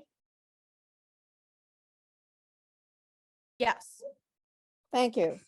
For those of you who don't know, Rochelle used to be the treasurer of the organization. So her amendment proposal comes from that experience. My concern is not the honesty or dishonesty of the current or future board. My concern is that there was an officer a number of years ago who squandered money, and it was a lot of money. It was thousands of dollars, my understanding. Some of you who were have been active, more active than I in Chicago, may know of that situation. And although our budget is extremely tight and with a deficit, I think it's money well spent, number one, to have a potential deterrent against squandering of money by having a review. And secondly, having been involved in the state board where we got a $50,000 grant from the McCormick Foundation. As part of that grant proposal, we were asked for our budget from the past 2 or 3 years, I don't recall how many, and we were asked whether there was an audit of the budget. If we want corporate support in any way, either by grants or other funding other than from individuals, my argument is we need the audit. Thank you. Abigail was first.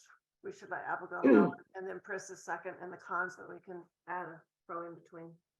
I some of this might be helped if the financial controls on expenditures were sent to members, because when I was secretary of a treasurer of a rather large organization without much financial background, I was appalled to learn how little information you actually get from these financial reviews, and even from an actual audit.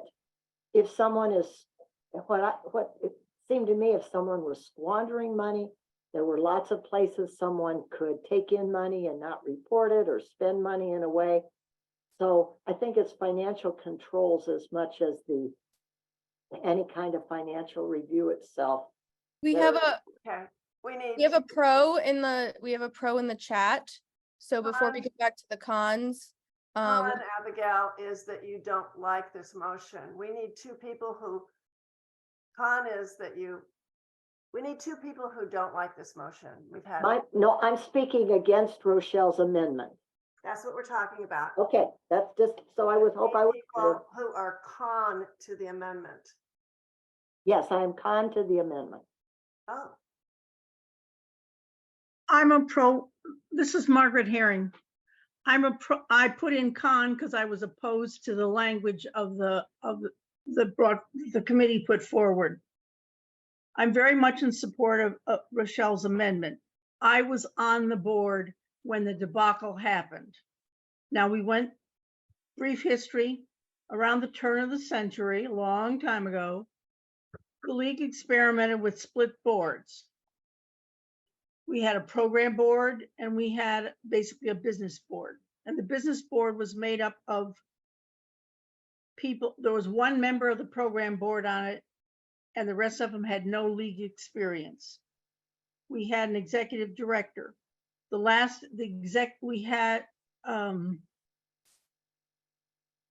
had supportive staff. The last State of the City dinner before the debacle, we raised more than $100,000. And I remember saying to a friend as we were picking up our coats, we're out of the woods. And within a month, we found out that we were very deep in the woods. In fact, there was discussion of charging the executive director with fraud. I think that, frankly, that experience, and I am the person who who suggested we call Rochelle to come in and sort the mess out. I'm very much in favor of some kind of outside the organization review, because while I do trust, I'm not of sufficient knowledge, and I don't know that. I just want to be careful. I don't ever want to have to go through it again. A member stepped up and we didn't even have the money to pay the hotel for this dinner where we raised $100,000. It was all gone. okay. Thank you much, Margaret. Next up, we have Chris. Call the question. we have a call to question. No, we haven't. No. I don't know that we've had two cons to the amendment. They keep coming in. Yeah. And there's So confusion. We need one more con to the amendment. Chris, is yours a con to the amendment? Yes, it is. Okay, Chris, you're up. With all due respect to Rochelle's concerns, one of the problems with the amendment as written is, what does it mean, a financial review? I assume she means by some professional, but if we were going to write this amendment to make clear, we would need to define that. And my real suggestion is let's deal with this change for a year and look seriously at this for next year if there's still deemed a need for, and then write an appropriate amendment. I will mention I have a separate amendment in the chat on this related to providing a date certain when at least this annual review will take place, but that's a separate issue. But my concern is right now, it's not worded, I think, sufficiently correctly. So we've got time to do that next year if there's still deemed a need after we've actually experienced this committee doing financial reviews. Thank you, Chris. So after that, we have had 2 pros and 2 cons. So Jenny is calling the question in the chat. Yes, so we would vote to end debate. Yes. Yes, but Trish has an amendment to the amendment that she just put in. No, it's a separate amendment. Separate amendment, yes. So I will I'll move to adopt end of debate with unanimous consent. Great. Okay, so let us. Let me remind everybody, you vote by clicking under reactions. There is a green check mark that is yes. And then there is a red with an X in it, and that is a no. We will be counting those. How many votes to pass it? 2/3. Ending debate. No, to pass the, we're voting on the amendment? Correct. How Voting many on the votes amendment. to pass the amendment? No, we're voting on ending debate. Thought the question was called and you don't have to You vote don't on it. vote on ending debate.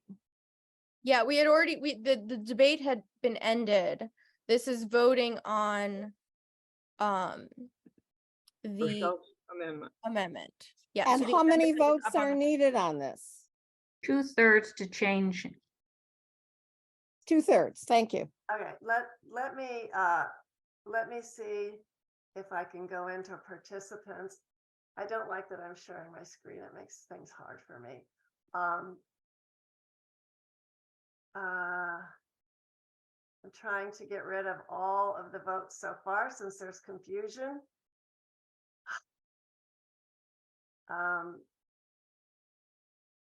Is everybody happy? Does everybody who's voted yes and no so far, are they? Did I take it, just as, it's Alice, I just checked the bylaw, the current bylaws. And it's 2/3 to pass an amendment and it's just a majority to pass an amendment to an amendment. If that makes any sense. Okay, all right, so now, please click on green for yes, or red for no, okay? And I will give you another 60 minutes, I think will work. Please do not do a thumbs up. Please go in and press a green check mark or a red X. Wait a minute. And be clear, it's green if you're in favor of the amendment. Oh, correct? yeah, make that clear, would you? Oops, I am so sorry. I'm having a hard time. Screen sharing and doing this don't work together well. Okay. All right. Another 30 seconds. Catherine, would it be easier for you to stop screen sharing? I did already. Get to wave at Annie. Hi, Annie.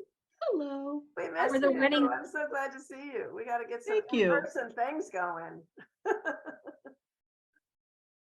Okay, it is 11 in favor of the amendment and 27 against. It seems that it has not passed. The motion is not passed, so we are going back to the original. All right, wait, can you say those numbers again of the vote, Catherine? 11 to 27. Thank you. Mhm. So that motion does not pass. We have another motion to amend the original bylaws from Pris, which is change the first second of the second paragraph to add annual. I apologize. I should say change the first sentence. Change the first sentence of the second paragraph to add after annually a date certain no later than 60 days after the end of the fiscal year.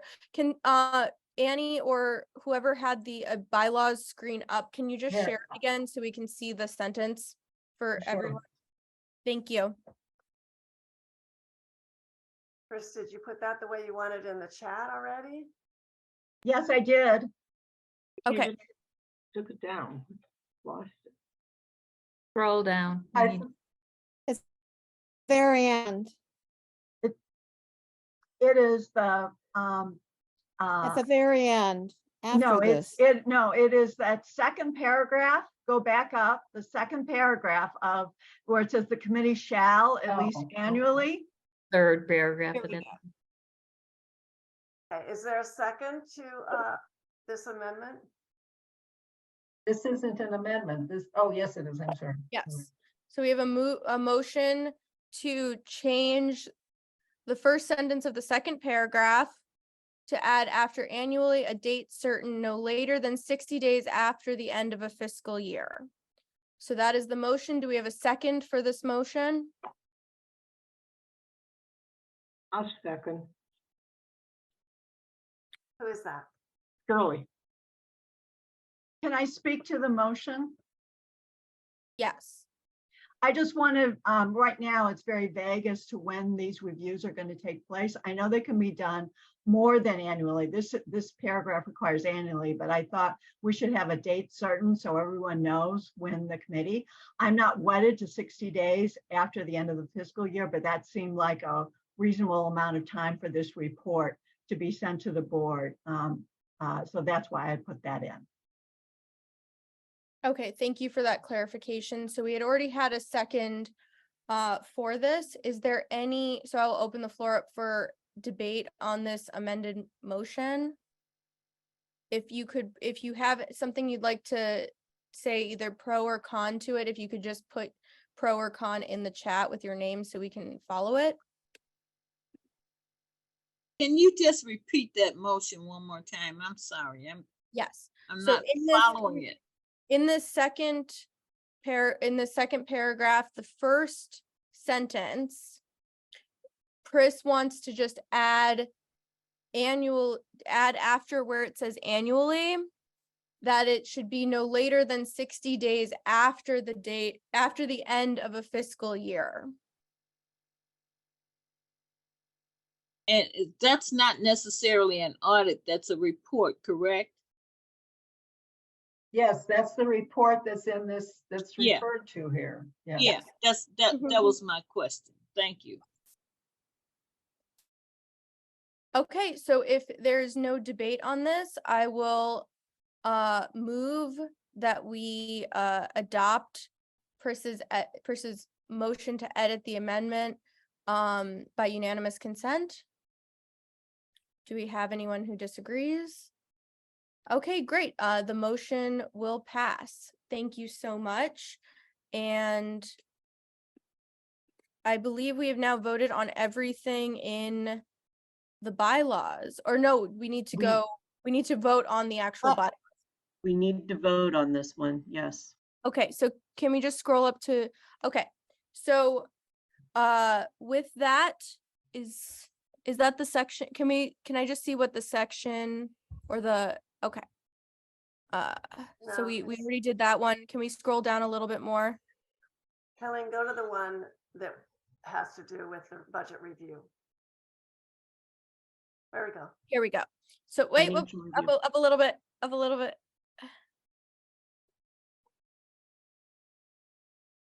Up a little bit more, Oh, okay. up a little bit more. I just want the That's it. title. That's Is it. that right, That's Ed? it. Yep, Oh, stop. Stop. There.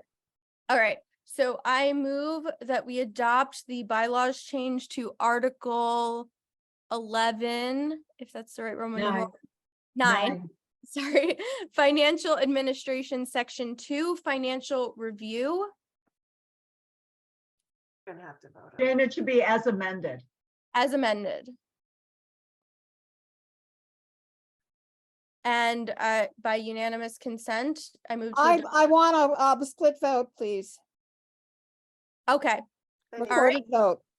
all right, so we will go to a vote. So can everyone vote on this bylaws change with the amendment? And once This is a again, yes for the amendments and a no if we don't, right? yeah, so what we need you to do is vote check, the green check mark mark under reactions is yes, and the red X under reactions is no. And that's for the proposed change and the bylaws with the amendments that were approved. Correct. Yes. Yes. People are voting. pretty Correct. quickly. Another 30 Yeah. seconds.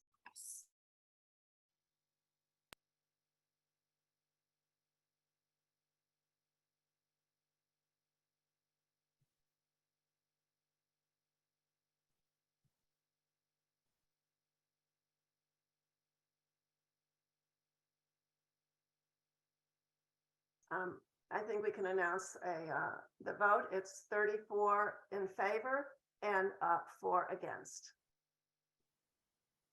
So the Thank you. motion carries. Great. So motion carries. Thank you so much to Annie and the bylaws committee for your hard work on this. We really appreciate it. All right. Thank you very much, everybody, and go back to the rest of the meeting. Can I just, it's Hollis.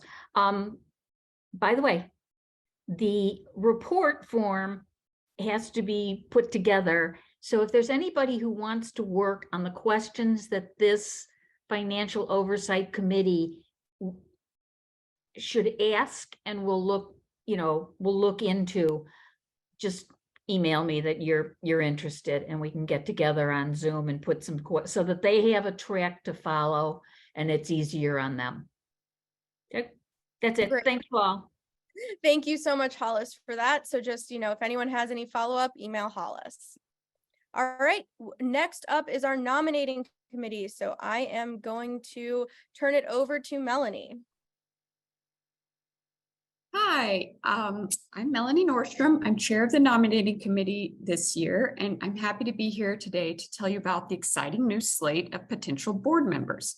I know they will do amazing work in the coming year. This report that I'm about to present comes from the 2022-2023 nominating committee members, which includes myself as chair, Shauna Edgar, Patty Paone, and Catherine Mardikes. I would like to give a special thanks to Shauna, who stepped up to fill a vacancy on this committee and really did a lot of work to help us complete this slate. We will be voting on the board members. They will serve 2-year terms from 2023 through 2025.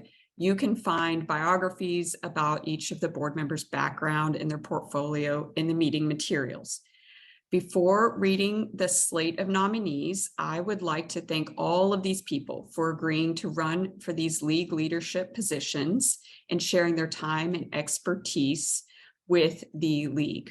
Without further ado, The new slate of board members for 2023 are Betty Magnus as Executive Vice President, Catherine Mardikes, Vice President of Membership, Anana Kansa as Secretary, Carrie Eisner as Director of Communications, Latina Brady Pettis as Director of Issues and Advocacy, Claudia Jackson as Director of Environmental Action, Waitress Richardson as Director of Committee on Diversity and Inclusion, and Lally Watt as Director of Membership, Recruitment, and Retention Event I'm Coordinator. trying to get that up. I'm having a problem. Just a sec.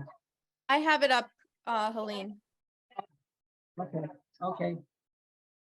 The officers and directors continuing through 2024 are Jane Ruby as President, Tracy Stansfield as Vice President of Operations, Hollis Burgess as Treasurer, Sharon Welch as Director of Events, Deborah Halpern as Director of Fund Development, Julia Klein as Director of Collaborations and Partnerships, Diane Atkinson as Director of Neighborhood Units, Helene Gabelnick as Director of Voter Services, ex officio.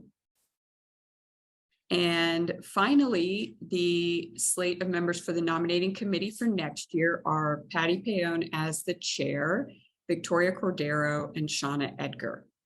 Again, I would like to thank all of these people for volunteering to serve the league in a leadership position. And with that, we would like to open nominations from the floor.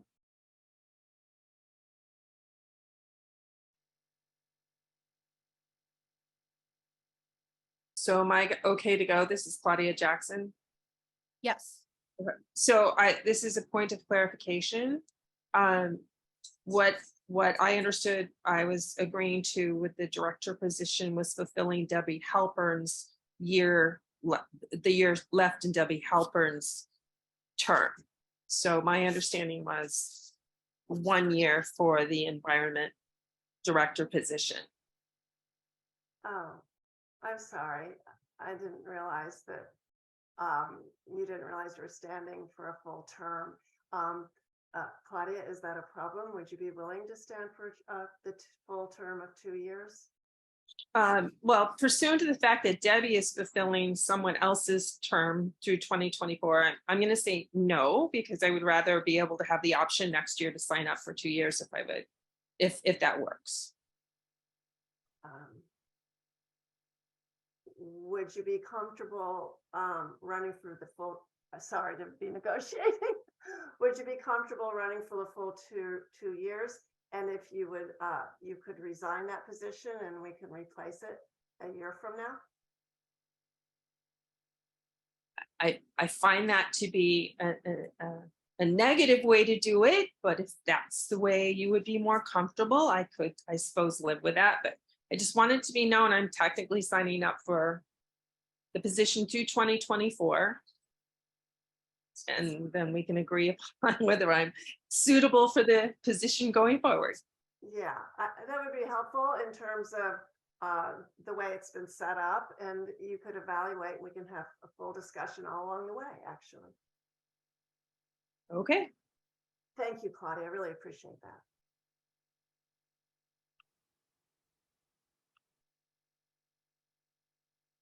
Jane, you're muted. Okay, do we have any other nominations from the floor or clarifications? All right, so then for elections, I would like to move that we adopt the slate of board members for the 2023-2024 or 2025, sorry about that, 2025 slate. And if there's no objections, we can have it be adopted by unanimous consent. Okay, great. And then for our nominating committee, I move that we adopt the nominating committee for 2023-2024 by unanimous consent. So if there's no objections, great. Well, congratulations to all of our new members who are going to be joining the board and our nominating committee, and also congratulations to our officers and directors continuing for the next year. I really appreciate everyone who stepped up and volunteered to be of service in these roles, and I look forward to working with each and every one of you. All right, so now that the elections are over, we will move on to our next item on the agenda, which will be the discussion of ranked choice voting. So I think, Helene, are you going to pull up the information? Okay. Well, this is my motion as chair of the Voter Services Committee. I move that League of Women Voters of Chicago adopt a position supporting ranked choice voting. Okay, so if everyone can Sorry. see the Could you hit motion on the Control screen, plus? Could you I'm hit sorry. do we have a second? If it's from the committee, we don't need a second. Okay, all right. I'm sorry, Helene, could you please hit Control plus or increase the size? Yeah, I thought I had done that. I'm sorry. Why won't it do it? I'm hitting Control plus and nothing's happening. You're in, if you're in Word, you can just use the thing at the top. That's for a web page, Control. Oh, okay. Bottom so right, sorry. bottom right corner, you can click the little plus button next to where it says 100%. Yeah. Yeah, that's what I did.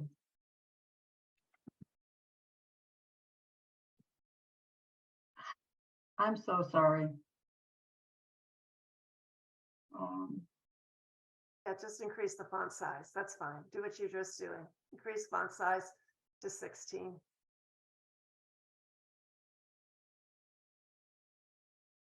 How about that?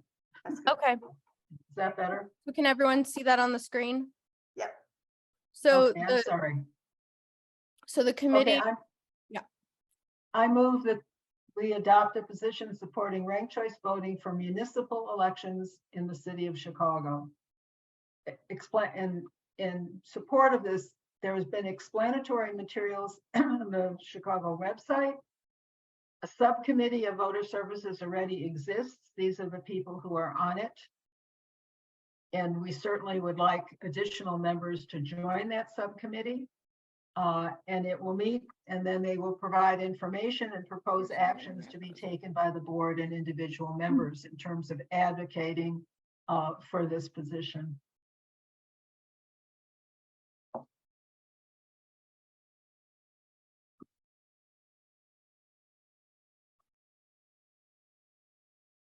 There are hands up, Helene. Yeah, is this for, so are these questions of clarification, or is this part of the debate for the This is a question for clarification. So Okay. This applies to mayoral election and city council both? Yes, municipal elections are mayoral and city council. Thank you. Jane, we have a pro from Abigail Drum listed in the chat. So I mean, I can talk now. Yes, go ahead. Okay. A lot of y'all don't really probably know me. I'm still rather newer. But I also volunteer with Fair Vote Illinois, who we advocate exclusively for ranked choice voting. And so I've been able to know a lot about this, and the city of Chicago is rather well suited to moving to ranked choice voting. The biggest, one of the biggest changes that would happen is we would end up having one election instead of two, which would, I mean, there are a lot of benefits for that. I'm happy to go on about benefits to anybody who wants it, but I just want to state that, like, city of Chicago, super well suited for it. And I'm really hoping to get the League of Women Voters of Chicago on board.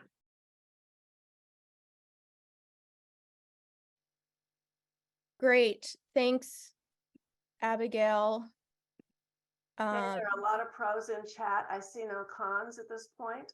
yes. Um, Oh, wait, we have a clarification from Pris. She wanted to know, does not apply to the police district commissions or the elected school board. That is correct. It's the municipal elections, yeah. Mhm. The elected school board will actually be at a November election. Okay. So do we have any other cons for this motion? No, so I think we can probably close down debate if I'm not mistaken. And go ahead and vote on it. So I move that we adopt that Call the question. call the question.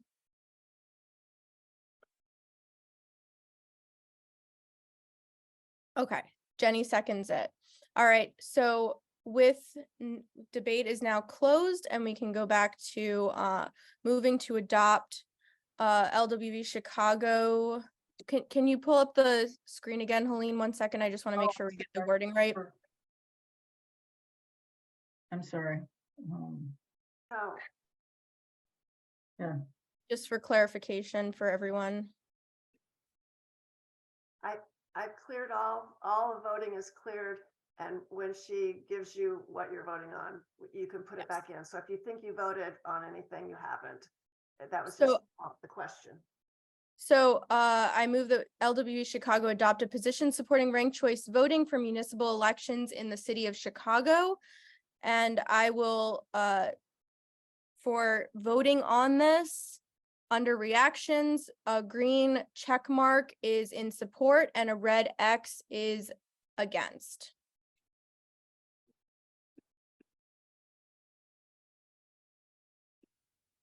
Question, isn't this by consensus since it comes from a committee as we've done other committee motions?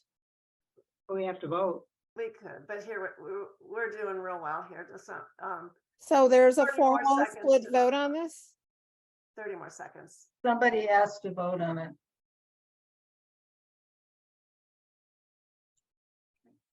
It looks like almost everyone has voted. I think Consensus. I think we can announce the vote at this point. 35 in favor and 1 against. Did you get that, Shirley? Yep. Okay.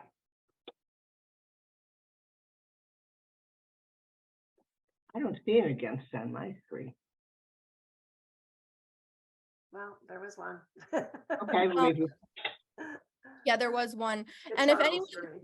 and just a plug for the ranked choice voting subcommittee, if anyone is interested in learning more about what we can do regarding ranked choice voting and to be a part of that, please send an email to me. I'll put my email in the chat and I will get you connected for our next ranked choice voting committee meeting.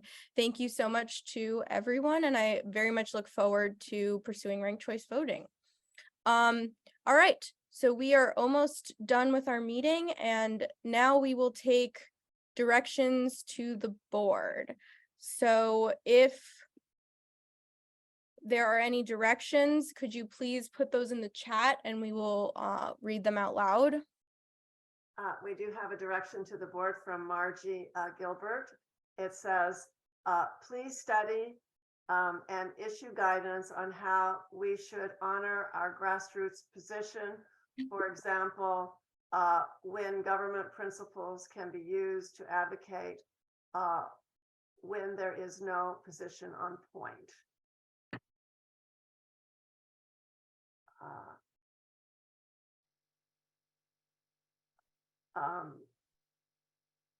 Margie, can you take 2 minutes to speak to that?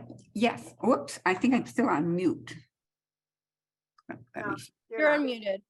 Okay, thank you very much. I think it's very important. We have a lot of new members and a lot of people don't understand how important positions are to the League of Women Voters because we are a grassroots organization and it's voted on by individual members.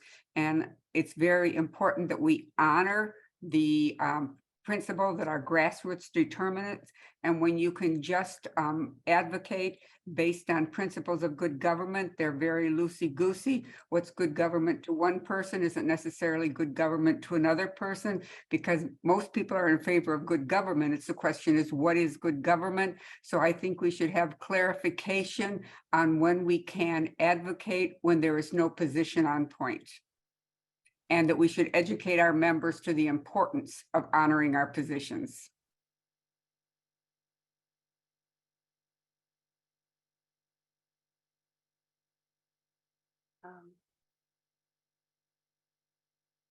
Thank you, Margie. Our next direction to the board comes from Pris. Please have an in-person annual meeting with a live speaker.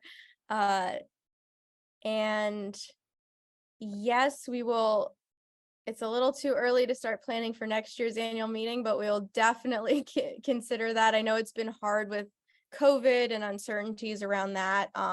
So we appreciate everyone jumping into this Zoom meeting, and we will keep that in mind for next year. Was there anything else you wanted to add to that, Pris?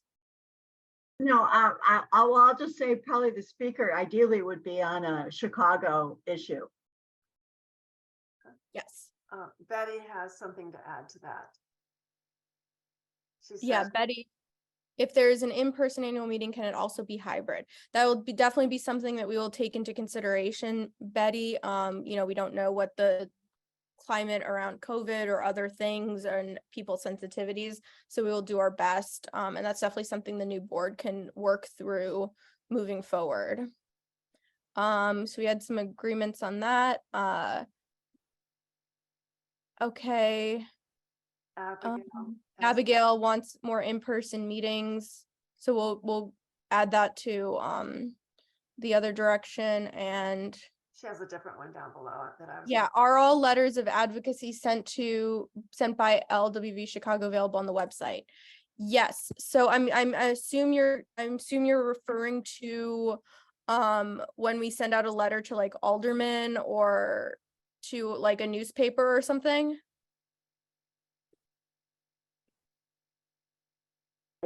Yes, that's my question. Yeah, so we keep a thorough record on our website of all advocacy campaigns that are either, you know, started or a continuation on. Also, if there are any updates of that nature, we do include that in our newsletters. So if there's any information about that, or any public facing initiatives that we are a part of and signing our names onto, we do make our membership aware, and you can find all of that on our website. Okay, I'll look again because I didn't find it, but I'll look Yeah, for again. if you're referring to the city government work that we had done with city council, all of that is on our website in one location about our involvement in that. Right.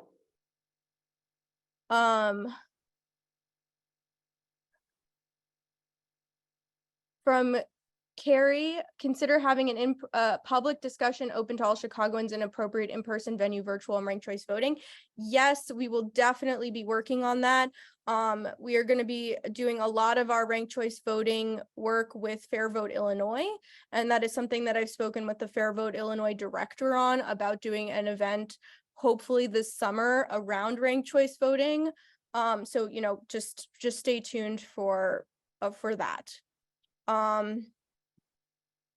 Then another second about the annual meeting to be held in person, so we'll keep that in mind. Claudia, the agreement to run a deficit this year is for this year only, and that the board should work to balance the budget in subsequent years.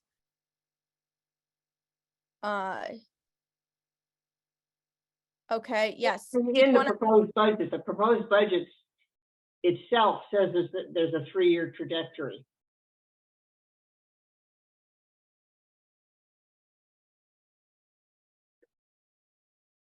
What does that mean? They're gonna reduce the budget the deficit I don't want to speak for Jenny, but I read it and there was some language in the proposed budget that talked about, continuing to decrease the deficit and actually ultimately build up reserves. Jenny, isn't that right? Yes, that is correct. The roadmap we felt was, the sooner the better. So if within 2 years, great. At worst case, 3.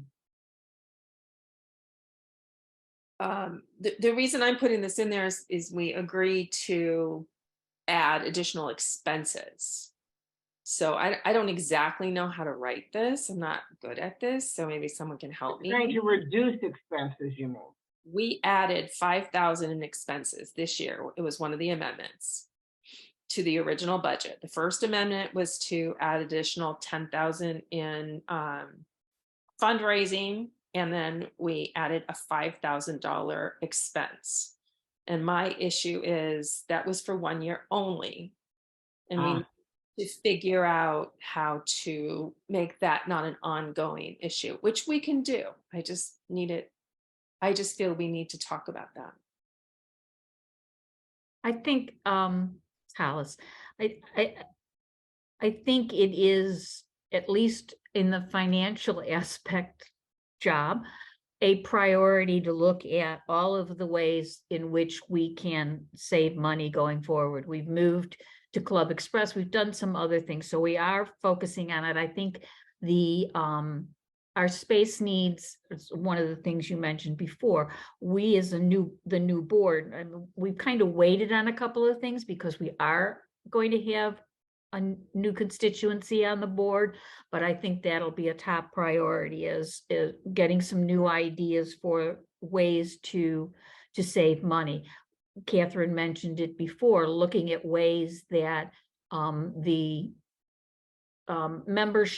board membership can take some of the aspects of what our contractor is doing on our shoulders instead to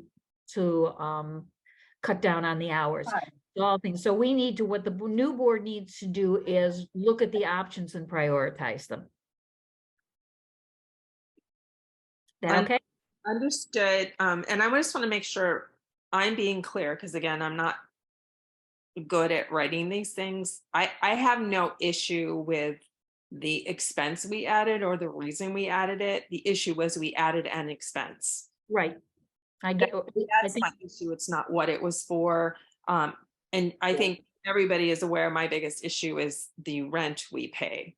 We are the only city league in the state that pays rent to the state of Illinois league. I don't understand it. I've never seen the documents. I'm sure there's an agreement in writing. I don't like the agreement in writing. I don't like the fact that our hands are tied for the next 3 or 4 years. I need to figure out how we make that stop, because it's a problem. Well, I think there's two prongs of this. One is one is the board and the financial oversight committee. So hopefully, the oversight committee can also look at how money is being spent and maybe take some action there. And the other is fund development, since we've recognized that raising money is important, it's very important to us. I think that's kind of fallen by the wayside a little bit over the past years now, but so giving your direction, that becomes a point that the board has to address. So it's there. I agree. And I think that that's something, we can further discuss offline. I want to just make sure we have enough time to get through some of the other directions to the board. Catherine, is this related to the direction we've been discussing or a different one? It was going to be the rent. Just keep going because we're over. Yeah. Okay. So then more requests for in-person meeting that could be hybrid. And also transportation consideration for in-person meetings. Pris had said for advocacy, consider a single place to look by having a list by date. We'll definitely check out the Cook County website to sort of see how you guys organize advocacy stuff. We also had a request about DC statehood and a presentation around that. I like Sharon, I like your comment around the 2024 NASCAR race. So coming full circle to what we were talking about before, we definitely would have to consider that if it's happening and commuting to an annual meeting. DC did a presentation on ranked choice voting. That's really good to know. Thank you, Tanya. From Margaret, how does a member request that LWE Chicago support actions that are consistent with LWE positions but are not a Chicago priority? That's a really good clarification that I think we do need to be better about. And I definitely will bring that to the board and we can sort of discuss that. And just an announcement from Tana. So there's a great discussions course at Budlong Library. So that is a program that we do promote on our website and in our newsletter. So if anyone's interested in learning more. Then from Jan, we have the board prioritize advocacy and education efforts and involve more members in asking them to contact city council or the mayor's office. And I do love that. And it's something that we will definitely be better about. Thank you, Anne, for the board working through the lease stuff. RG about an office. To Abigail's question, do other leagues in Illinois have office space? Not sure that's something that I can talk about on the monthly Illinois call with the presidents. I can find out more information about that. I will also say that the Cook County League does pay a tiny bit to have their office be at our Illinois and Chicago office, and they do pay to have their phone connected to it as well. So it's not just Chicago and Illinois. There's a tiny percentage of the Cook County League that also uses the space and pays into it, which is what Pris's point is. And Annie, there's other leagues that have space in office, in libraries, women's clubs, and community centers, and it is something that we can explore more. And then Gail asked, are non-members invited to watch board meetings? Yes, you are allowed to sit in on our board meetings. Yeah, just ask when you want to for the Zoom link when it's not in person. Yes. All right. So if there's no other directions to the board, we will continue, and we are up with the presentation of the Greensfelder Alum Award, and I will turn that over to Helene. Hi, I'm Helene Gabelick. Karen Sandrick is unable to be here today, and so she has asked me to read this and present the award. I'm sorry, am I sharing again or not? You don't have to share if you're just reading it. Yeah, if you're just reading it. Okay. Well, League of Women Voters of Chicago is happy to present this year's Greensfelder Elam Award to Ann Jameson, who in the last few years has proved to be an exceptional league leader and ambassador to outside communities. The Greensfelder Elam Award is given each year to a league member who has shown dedication and effectiveness in league work. The award has a long history. First given in 1981, the award bears the names of two of the league's most prominent former members. Born in 1896, that's been a long morning, Olive Greensfelder was a charter member of the league, serving as a board member of both Chicago and Cook County leagues.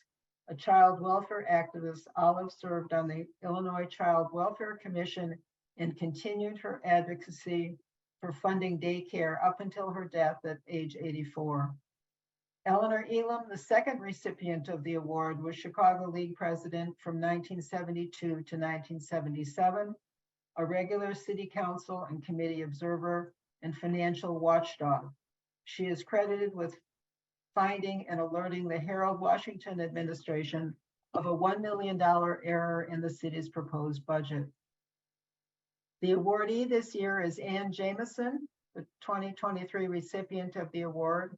She joined League of Women Voters of Chicago just after the 2016 election to get involved in elections at the local level. The League's history and research focus and nonpartisanship appealed to me as a way to get people energized and interested in local elections. Ann quickly got involved in League activities as chair of the North Side Unit, coordinator of forums for candidates running for alderman and North Side wards, and moderator of forums for candidates for office in communities outside of Chicago, including Prospect Heights. After taking over the presidency at the end of 2019, she and other members of the board came face to face with the challenges of running an organization, communicating with members, informing voters and the community about voting, elections, and government in the midst of a worldwide pandemic. She and other League leaders more than met the challenge, adopting and smoothly running virtual board meetings, forums and events, and State of the City fundraisers with experts on education, government funding, policing, public health, and accountability. Highlights included presentations from former Mayor Lori Lightfoot and Watergate attorney Jill Wayne-Banks in 2020, and former U.S. Secretary of Education Arne Duncan and former Inspector General Joe Ferguson. Ironically, the move to virtual programming spurred by COVID made it possible for Annie to reach out to more groups and organizations than in-person run-up for the general election. Unfortunately, one in-person event stands out for Ann, a visit to the FBI headquarters on the west side of Chicago in 2020, where she spoke about the League and its activities in remembrance of the 100th anniversary of women's suffrage. A full-time librarian, Ann has melded her professional duties as assistant manager for adult services at Deerfield Public Library with her work for the League of Women Voters, smoothly and graciously leading League of Chicago in unusual times. Under her leadership, we worked with 80 organizations to push for passage of legislation that granted individuals incarcerated in state prisons the ability to vote. These are not convicted individuals. Formed the Committee on Civilian Oversight to inform League members and the community about police reform and public safety. Sponsored programs on environmental waste reduction and sustainability. Launched the virtual interview program, Zooming with the Alderman, that provided an inside look at city government and the alders who lead it. She helped register voters at city colleges and universities, high schools, Chicago Housing Authority, Chicago History Museum, and other venues. Educated voters about candidates for office, election procedures, and candidates.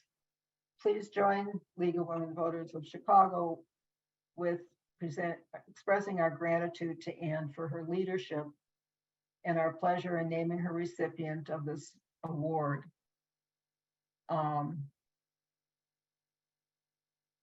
And this is the award certificate that will be presented to Ann. Now, unfortunately, Annie has a professional obligation and a meeting today, and so she is not able to be with us to receive this award. Thank you so much, Helene.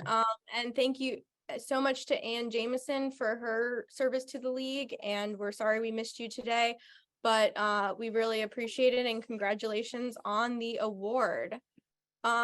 With that, I'm going to adjourn the meeting for this. So thank you so much to everybody for being a part of the 2023 annual meeting, and for everyone waking up early to be here today. I would just like to once again say thank you to those who are stepping off of the board.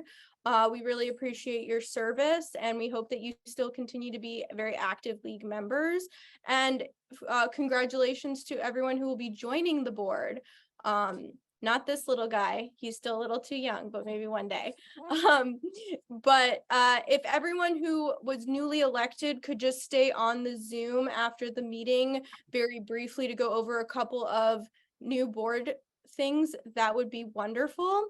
And thank you to everyone. If there's any last minute questions, comments, or concerns, feel free to leave them in the chat, or I will put my email address in and people can follow up individually if there's anything else. Good They job. will- Clarification, right? It's the whole board, not just the Yeah. new members. Yes, The whole so board. the new members and the continuing members who are on this call, if you could just stay on at the end of the meeting, that would be great, just to go over a few things. And I move that we adjourn the 2023 annual meeting.